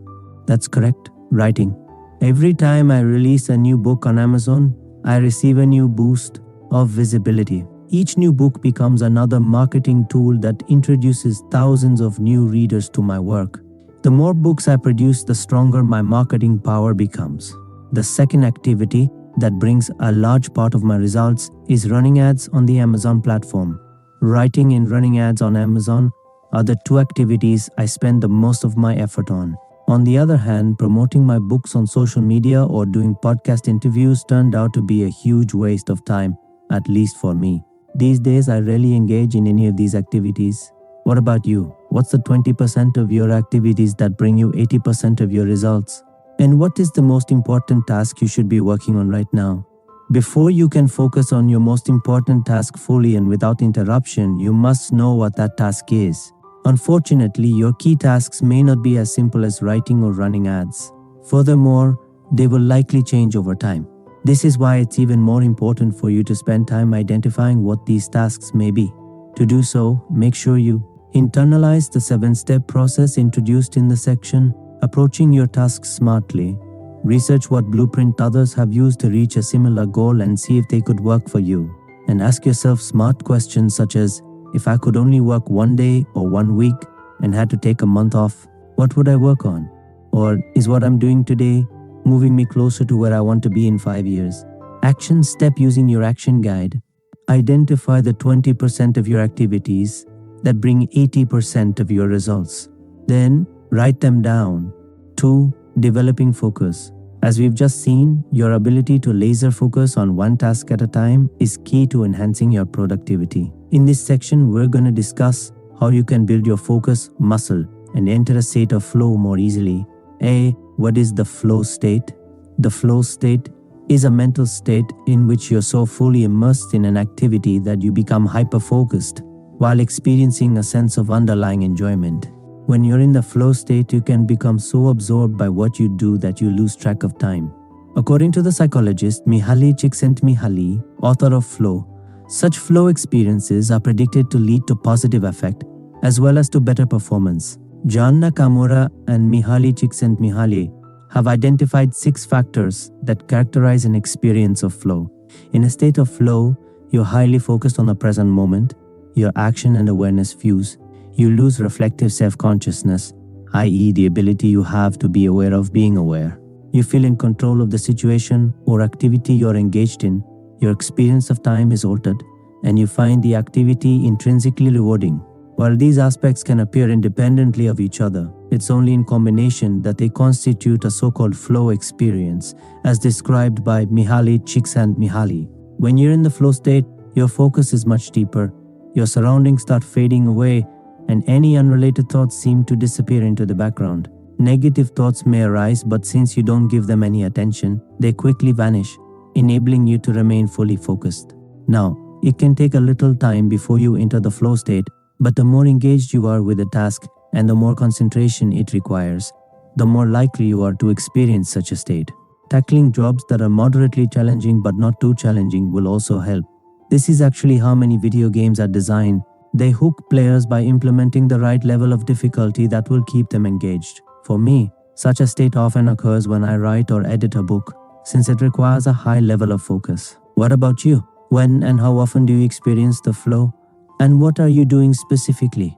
Perhaps more importantly, how could enter that state more often and at will? When we think about it, the flow state is actually a natural thing. In absence of distractions, we tend to become absorbed in any tasks that require our full attention. Whether it is writing, brainstorming new ideas, or crafting a product. It is just that distractions have become omnipresent recently. To put it differently, focus is now a scarce commodity, while distraction has become the norm. Try staying away from social media, YouTube, Netflix, or any other source of distraction for 3 to 6 months and see what it does to your levels of focus. According to the US edition of the 2018 Global Mobile Consumer Survey from Deloitte, on average, people check their phones 52 times a day. To be honest, I suspect that for many people, it is much more than that. One study conducted by researcher Gloria Mark also revealed that the average person checked their emails 74 times a day, with some people checking over 400 times a day. Under such circumstances, it is no wonder we struggle to remain focused. However, if you can regain some control over your ability to focus, you are likely to become one of the most productive people you know. Now, let's discuss some specific things you can do to cultivate laser-sharp focus and enter a state of flow on a regular basis. B. How to enter the flow state. A. Create daily routines. Creating routines is the most powerful way to sharpen your focus. When you build routines around the completion of your most important tasks, you start conditioning your mind. By performing a routine before beginning a work session, you'll make it easier to enter a deeper state of focus. The famous writer Stephen King writes every single morning, including Christmas Day and his birthday. He doesn't wait for his creative muse to arrive. Instead, he demands that his muse manifests when it comes time to sit down and write. This is because he understands the following truth. Inspiration seldom happens when we wait for it. It appears when we start taking action toward our goals. The point is this: don't wait for inspiration. Don't wait for the flow state to come to you. Work on creating that flow state. And it starts by putting in place a daily routine. Now, let's see how to create your own routines. How to create a daily routine. Your daily routine doesn't have to be complicated. Here are a few things that will help you build an effective routine. 1. Be at the same place at the same time every day. This is pretty straightforward. For instance, these days, after taking a break from writing, I put in place a simple routine. I sit at my desk at the same time every morning. It helps me put myself in the right state of mind before work, and it will do the same for you. 2. Have a trigger to kickstart your routine. You want to know when it's time to do your work? Having a specific trigger that signals the beginning of your routine will help. For instance, for me right now, it's a matter of drinking a glass of water, taking some vitamins and writing down my goals. As I'm going through this process, I make sure to take my time. This helps slow things down to facilitate the emergence of the flow state when I start writing. You can also meditate for a few minutes or do some mindful exercises to make sure you are calm and present. You can refer to previous exercises on mindfulness, meditation, and breathing for more on this topic.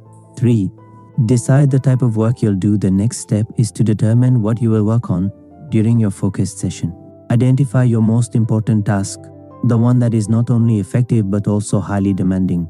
For me, it's writing. I can do a lot of busy work outside of writing, but if I don't write, I don't have a business. What about you? What really moves the needle at work or in your personal life? Ideally, what you work on should be demanding. It should require a lot of your energy and attention to complete. Challenging. It should be difficult enough to engage you, but not so hard that you give up or becoming overly frustrated. Effective. It should enable you to make progress toward an important professional or personal goal. Note that it is often an activity you procrastinate on precisely because it's difficult and you doubt your ability to do it well. 4. Just start. Don't ponder on whether you can do a good job or not. And don't wait to feel as though you can do a good job, just begin. Remember, action creates motivation. It doesn't work as well the other way around. Therefore, give yourself permission to start working for just 5 minutes. Once you begin a task, you'll often build enough momentum to keep going. Among other things, as part of your daily routine, you can also meditate, exercise, stretch, write down your goals, write 3 things you're grateful for, and visualize your goals. 5. Commit. The final step is to commit to doing your focused work. Commitment is critical since it will ensure you stay consistent and build a solid routine that will enhance your productivity. I recommend you commit to your new daily routine for a minimum of 30 days. Inside your action guide, you'll find a 30-day calendar you can use to hold yourself accountable. Remember, consistency is more important than intensity. Just doing one 45-minute session every day will over time significantly increase your focus and boost your productivity. This one daily session will have a ripple effect, enabling you to generate incredible momentum over time. When you finish the first session, you might decide to continue and start a second session and a third. After that, you may begin to plan your day more meticulously. Just keep building momentum and see where it takes you. B. Eliminate any distractions. The next thing you can do to enhance your focus is to remove all your distractions. In the next section, we'll cover the different types of distractions and how to avoid them. But for now, turn off the notifications on your phone or computer, and close all the unnecessary tabs. If you're at work, ask your colleagues, boss not to disturb you, if possible. You can also wear a set of headphones to signal to people you're working. If you're at home, tell your spouse, kids, parents, or roommates to avoid disturbing you during this time. Remember that your focus is one of your biggest assets. It is your responsibility to protect it. C. Work without interruptions now that you've removed distractions. Work as intensely as you can during the block of time dedicated to your key task. As mentioned above, I recommend you start with a single 45-minute session. Do not stop before the end. Challenge yourself to stay focused. Over time, you'll become better and better at it. According to Anders Ericsson, a psychologist at Florida State University who studied top performers in numerous fields, world-class performers usually don't do more than 4 hours of intense, deliberate work each day. Therefore, the ultimate endgame would be for you to accomplish 4 hours of focused work each day, with breaks in between. Sure, you might work longer if you are tackling fairly easy tasks, but you'll find it difficult to work more than 4 hours a day on highly demanding tasks. Experiment and see for yourself what works best for you. Action step using the action guide. Follow the steps above and create your own daily routine. See how to boost your ability to focus. A. Have something else to do other than work.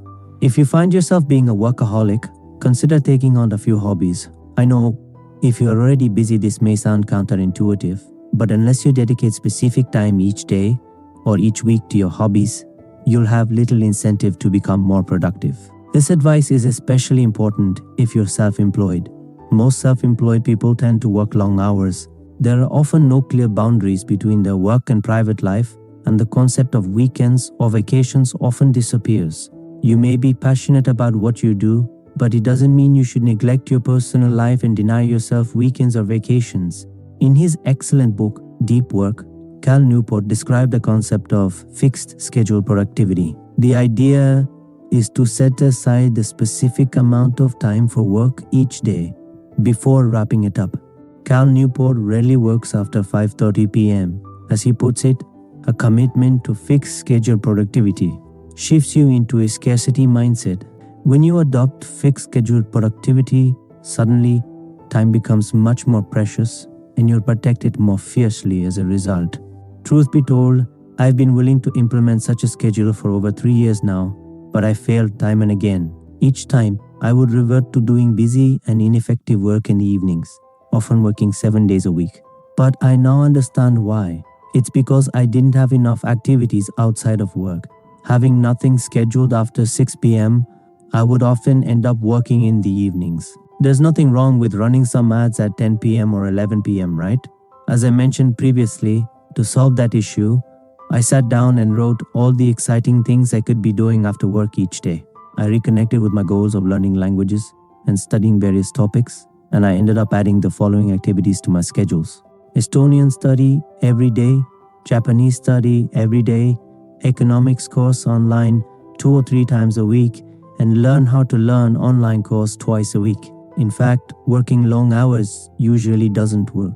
According to a study published in 2014 by John Pencavel of Stanford University, employees' productivity falls significantly when they work over 50 hours a week, and even more dramatically when they work over 55 hours. More interestingly, it shows that someone who puts in 70 hours produces nothing more with those extra 15 hours.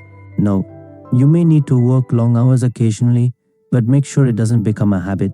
40 hours of solid work every week should be more than enough. In 2017, another study conducted by Voucher Cloud, a major UK money-saving brand, revealed that the average UK office worker is productive for only 2 hours and 53 minutes each day, or about 1/3 of the time spent at the office. And this is likely to be the same for workers all over the world. Personal development blogger Steve Pavlina came to a similar conclusion as he wrote in his article, Triple Your Personal Productivity. He kept a personal time log for a week, writing down every work-related task. At the end of the week, he realized that while he spent 60 hours at the office, he did only 15 hours worth of actual work. He then practiced doing real work only. He found that his optimal limit was 45 hours per week. The bottom line is that you should adopt a fixed scheduled productivity system and avoid working long hours. Find one or two exciting hobbies you've always wanted to try and add them to your after-work schedule. It will make you more productive. Then, when you're at work, don't mess about work. Additional tips alternatively, try shortening your working day if you can, if you're self-employed for instance.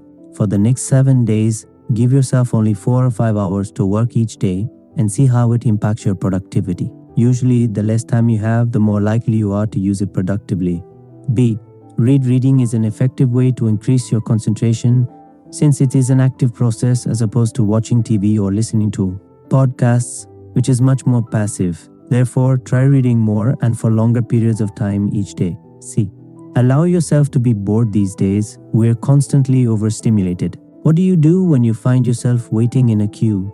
If you're like most people, you immediately take out your phone and start checking Facebook, Instagram, or your emails, or darn it, you might even make a phone call. The problem is that when you're continuously stimulated, simple activities seem boring, while important tasks become unappealing. Studies have shown that when we let a rat stimulate its medial forebrain bundle, a group of dopamine axons, it will do so thousands of times an hour, foregoing even eating. These studies demonstrate that every activity that triggers dopamine release can make us want more of the same. This is why we often find it so hard to stop checking our phones. For this reason, dopamine is sometimes referred to as the molecule of more. Therefore, if you find yourself being overstimulated, practice being bored and doing nothing. Go for a walk in the countryside or your local city park.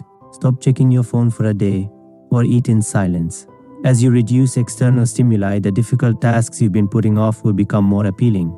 By being less stimulated, you'll get a greater kick out of working on these tasks, and focusing on them will come more easily. People think I'm naturally disciplined. It may be partially true, but I'm also easily distracted. If I start checking my book sales or talking with friends on Facebook, I become completely restless and find myself looking for more and more stimulation. Demanding activities like writing become almost impossible to engage in. On the other hand, when I start my day with little to no stimulation, relax my mind and begin to write, it becomes far easier to start writing. To conclude, being bored is healthy. Consequently, you should lower your level of stimulation by eliminating highly stimulating activities such as checking social media or playing video games. This will make it easier for you to tackle your most important tasks and remain focused. D. Batch unimportant work by batching or grouping minor jobs.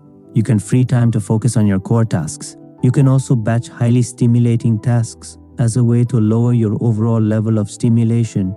For instance, you could limit yourself to 30 to 60 minutes each day to check your emails and social media. Doing so will prevent you from checking them compulsively throughout the day. F. Take breaks.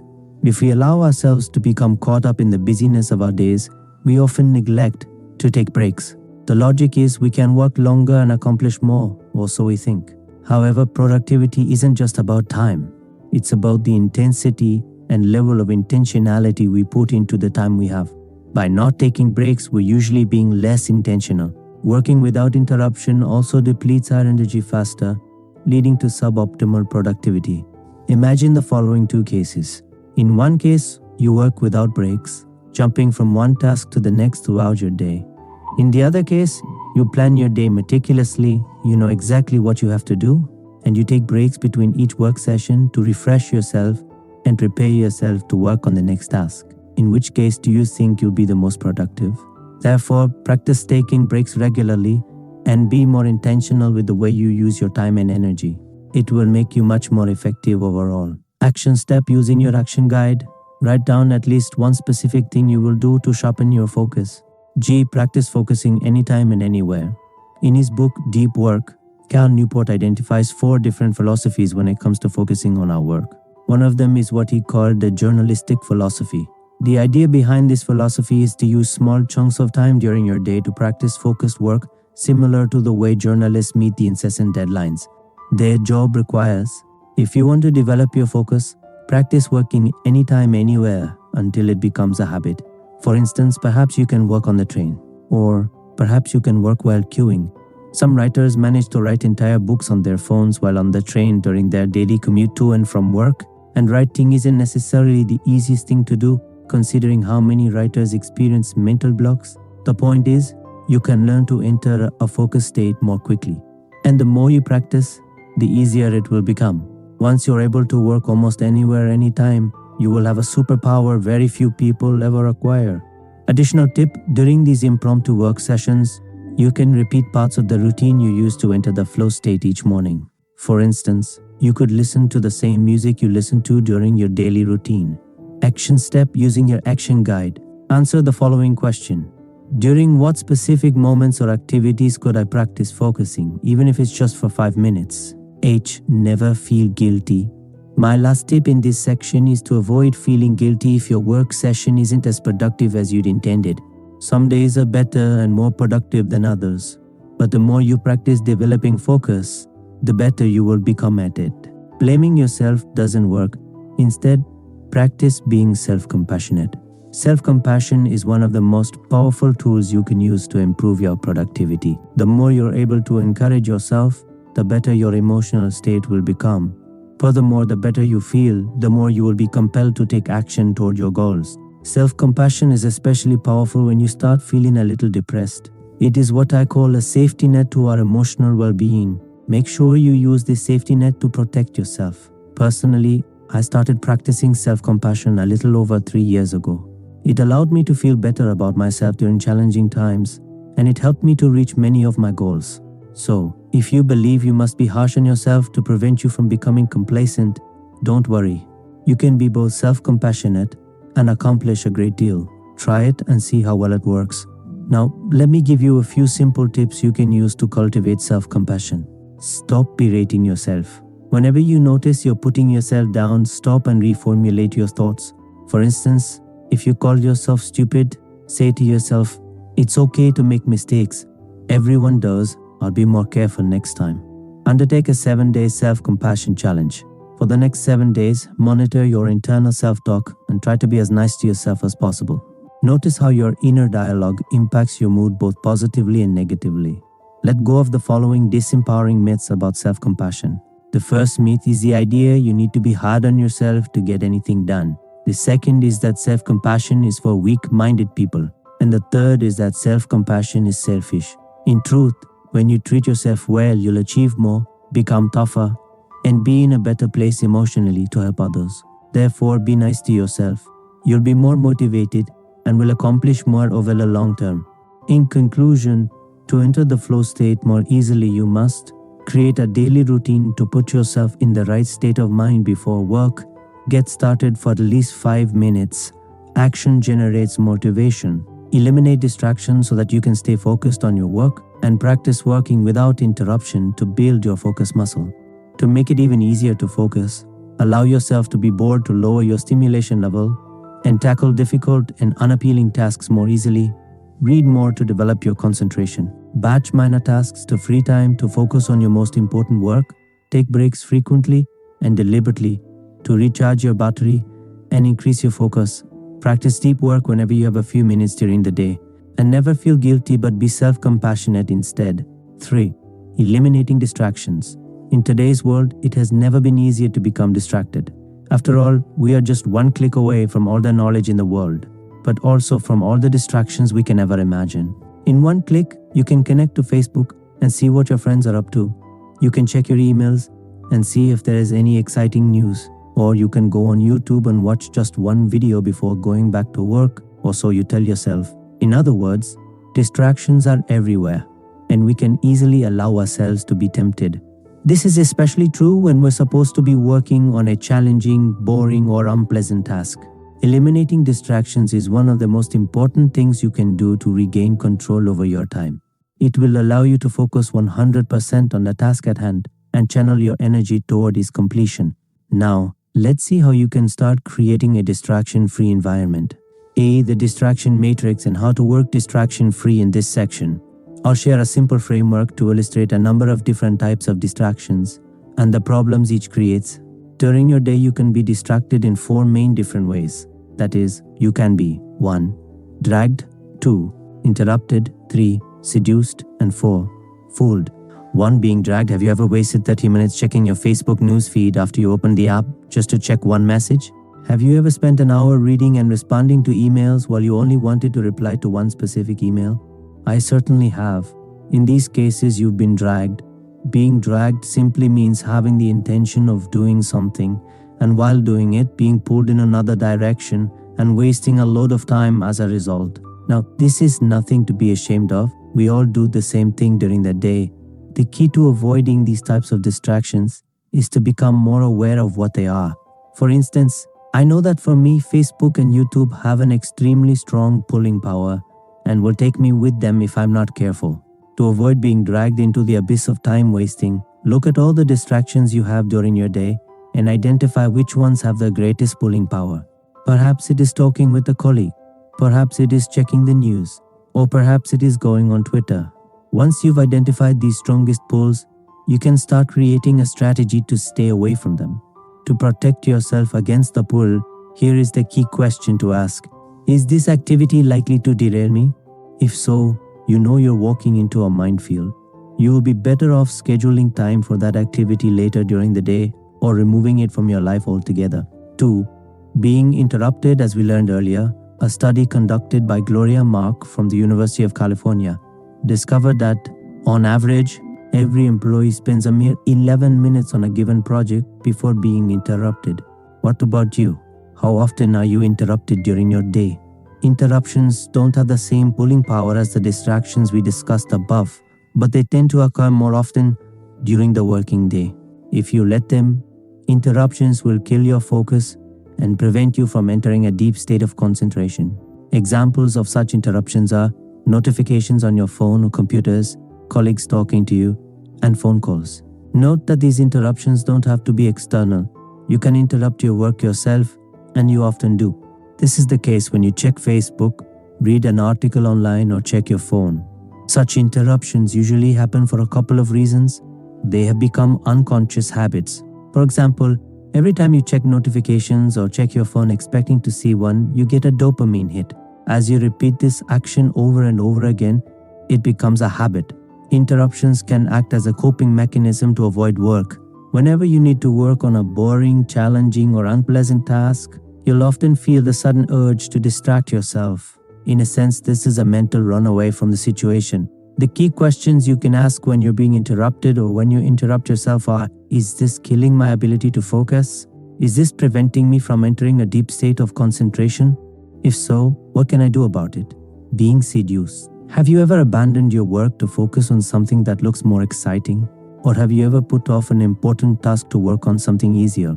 This is what I refer to as being seduced. Whenever you engage in this type of behavior, you're looking for something that will make you feel good. You choose fairly easy tasks to check these items off your to-do list and feel good about yourself. However, completing a number of inconsequential tasks has little to do with being productive.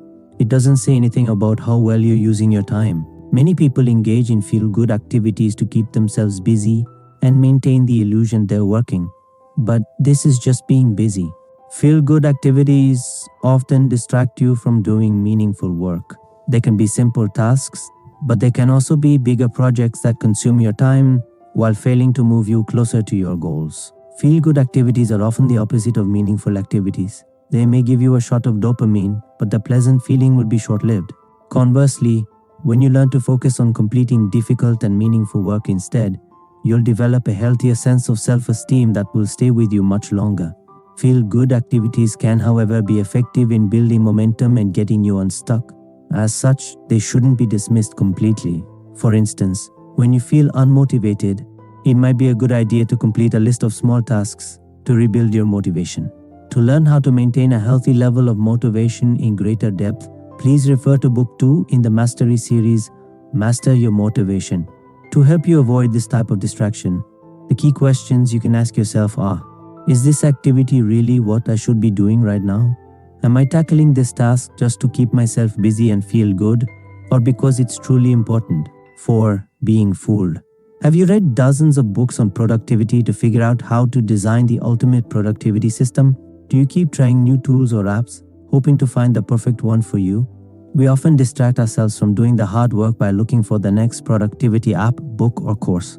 We tell ourselves that if only we could find the right tool, we'll finally be able to reach maximum productivity and achieve anything we desire.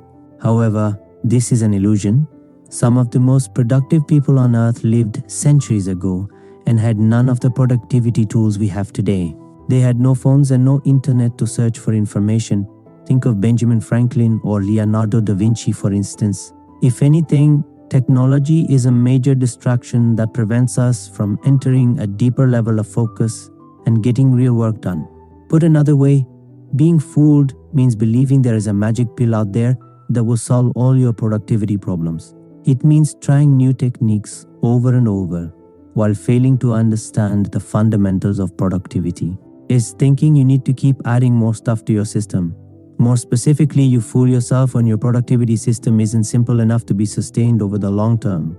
Unless you have a sustainable system that works for you, you'll struggle to maintain a high level of productivity. As we discussed earlier, if you try to implement a system that is currently out of your reach, i.e., unrealistic for you, you'll set yourself up for failure.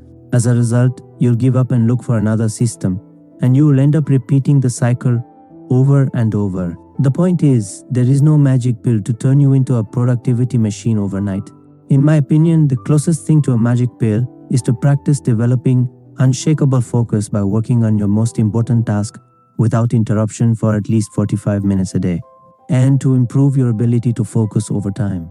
Benjamin Franklin and Leonardo da Vinci weren't interrupted by phone notifications. They weren't tempted to scroll through social media, nor did they have the option to binge-watch TV series either.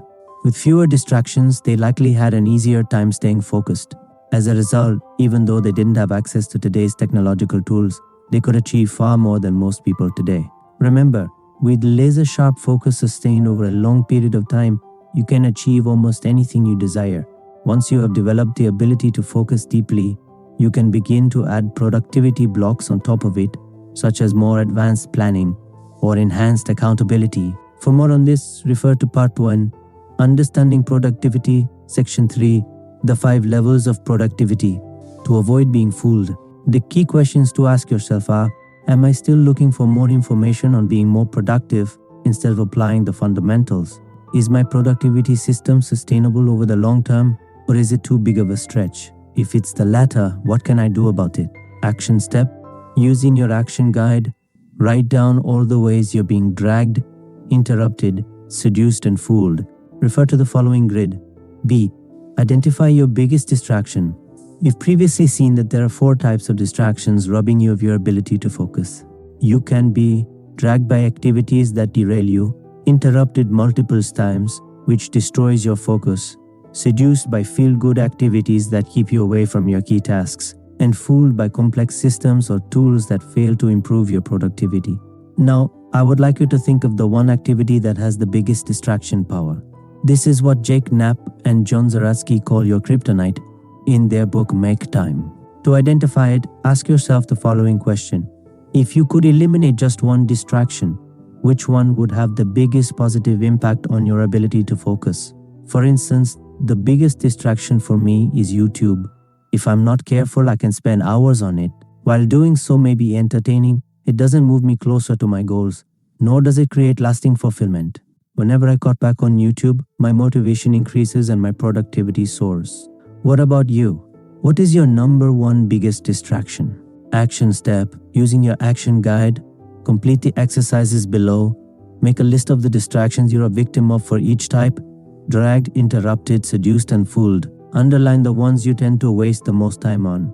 Identify the one activity with the biggest power to distract you and create a plan to eliminate it or reduce its impact. See CEO or Employee Framework. The 4 types of distractions can be avoided when you learn how to take better control of your day.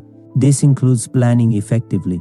In this section, we're going to explore a framework I call CEO Go Employee. I first heard about it from the doctor and YouTuber Ali Abidal, though he uses the roles pilot, airplane, and engineer instead. Put simply, you can play 3 different roles during the day: CEO, COO, and employee. Now, let's see what each title stands for. The CEO, Chief Executive Officer, sets the agenda for the day. As the CEO, you decide what must be done based on the big picture strategy you have already established. You ensure that the employee is doing their job during the day. To help the employee be as effective as possible, you must make sure that the employee knows what to do so that they can start working right away, knows how to do it so that they can complete their task effectively, and knows why they must do it so that they have the motivation needed to see the task through. Now, the key point when you use this framework is to avoid switching roles during the day. In other words, once you, the CEO, set the strategy for the day, your job is done and you shouldn't be disturbed after that. The employee should then focus single-mindedly on the task in front of them, knowing it will improve their life career. The COO, Chief Operations Officer, is in charge of improving the system alongside the CEO. For instance, as the COO, you can install daily routines or improve the way the employee works on a specific task. As the COO, you support the employee by identifying the most effective way for them to approach the tasks, brainstorming ideas and making suggestions to help them improve your productivity, putting in place daily routines. And finally, you report your findings to the CEO so that they can plan the day better. When you are the employee, your role is simply to tackle your tasks one at a time and with ruthless focus. The main benefits are that you don't need to overthink things, which is the job of the CEO, and employee's role is to execute. Hesitate, simply do what you are told to do unless there is an emergency or feel motivated. Motivation comes and goes. If the CEO did a good job, you should be somewhat motivated because you understand that all the tasks you're tackling move you closer to your goals. Also, remember all the long-term benefits you'll gain from trusting the CEO. By following their instructions every day, you'll become more productive and will achieve far more than you otherwise would. Such is the power of using this framework.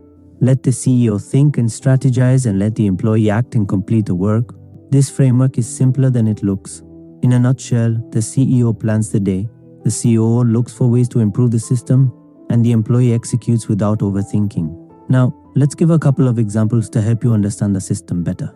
For instance, as a CEO, I've decided that I will write from 9 a.m. to noon today. As an employee, the only thing I need to do this morning is to sit at my desk and start typing, which is what I'm doing right now. As a COO, I will assess how well I performed that task. What I noticed as the COO is that to write 3 hours a day with breaks every 45 minutes or so, I need to have a decent outline and specific ideas of what I'll be writing about.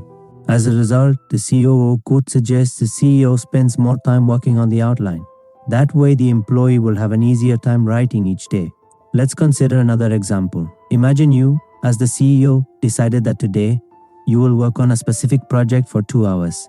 As an employee, you immediately start working on this project, but after 2 hours have only completed 50% of the task. You will then tell the COO about it. The COO may decide that moving forward, the CEO should give the employee more time to complete similar tasks. Or the COO may identify what has prevented the employee from completing the task. Perhaps the employee needs to upgrade a skill that acts as a bottleneck. Perhaps the employee could have approached it differently. Or perhaps the employee could have asked someone for help and delegated part of the task. Ultimately, you're the CEO of your own life. When you plan your day and execute consistently, you take control of your destiny and make the achievement of many of your goals much more likely. Action step: using your action guide, practice asking yourself the following questions at the start of each day. CEO, exactly what tasks do I need to complete today? Employee, do I know how to do the tasks? Do I have the skills, tools to complete them? Do I know why I need to do these tasks? Am I on board? Am I committed to doing them? If I feel inner resistance, what can I do to overcome it? Cool. What did I do well today? What could I have done better? What could be improved? And exactly how? Then take a pen and piece of paper and write down the 3 main tasks you'd like to complete today and begin to work. Conclusion: I hope that this book offered you a valuable opportunity to reflect on the way you're currently using your time. We all know that our time is precious, but we don't always use it effectively to achieve our exciting goals. If we aren't careful over our lifetime, we can easily waste not just hundreds, but thousands of hours engaging in unproductive activities. When stuck in the same old routine, we can end up abandoning our goals and settling for less than we're truly capable of achieving. We keep saying we don't have time without asking ourselves how we could make the time. But you now understand it doesn't have to be this way. By studying how you use your time and by redirecting your focus toward the right activities, you can regain control over your time and use this invaluable asset to design a better future. Therefore, instead of complaining you don't have enough time, why not ask yourself, what am I going to do with the very little time I have available to me? So, how are you going to use the precious asset that even the richest people on earth like Warren Buffett, Elon Musk and Bill Gates are unable to buy more of? I will leave you with this thought. Remember, at any time, what you do is either meaningful, enjoyable, and/or moves you closer to your goals, or devoid of meaning, boring, and/or moves you further away from them. Therefore, stay focused on your main goals and make progress toward them each and every day. Time will pass anyway, so you might as well use it in a meaningful way. I wish you all the best with the precious time you've been given. Warm regards, Thibaut. Thanks for listening to Insider Audiobook. If you found this audiobook valuable, hit the like button, subscribe, and turn on notifications so you never miss an update. Share this with someone who needs it, and keep feeding your mind with knowledge. Stay inspired. Stay unstoppable. See you in the next one.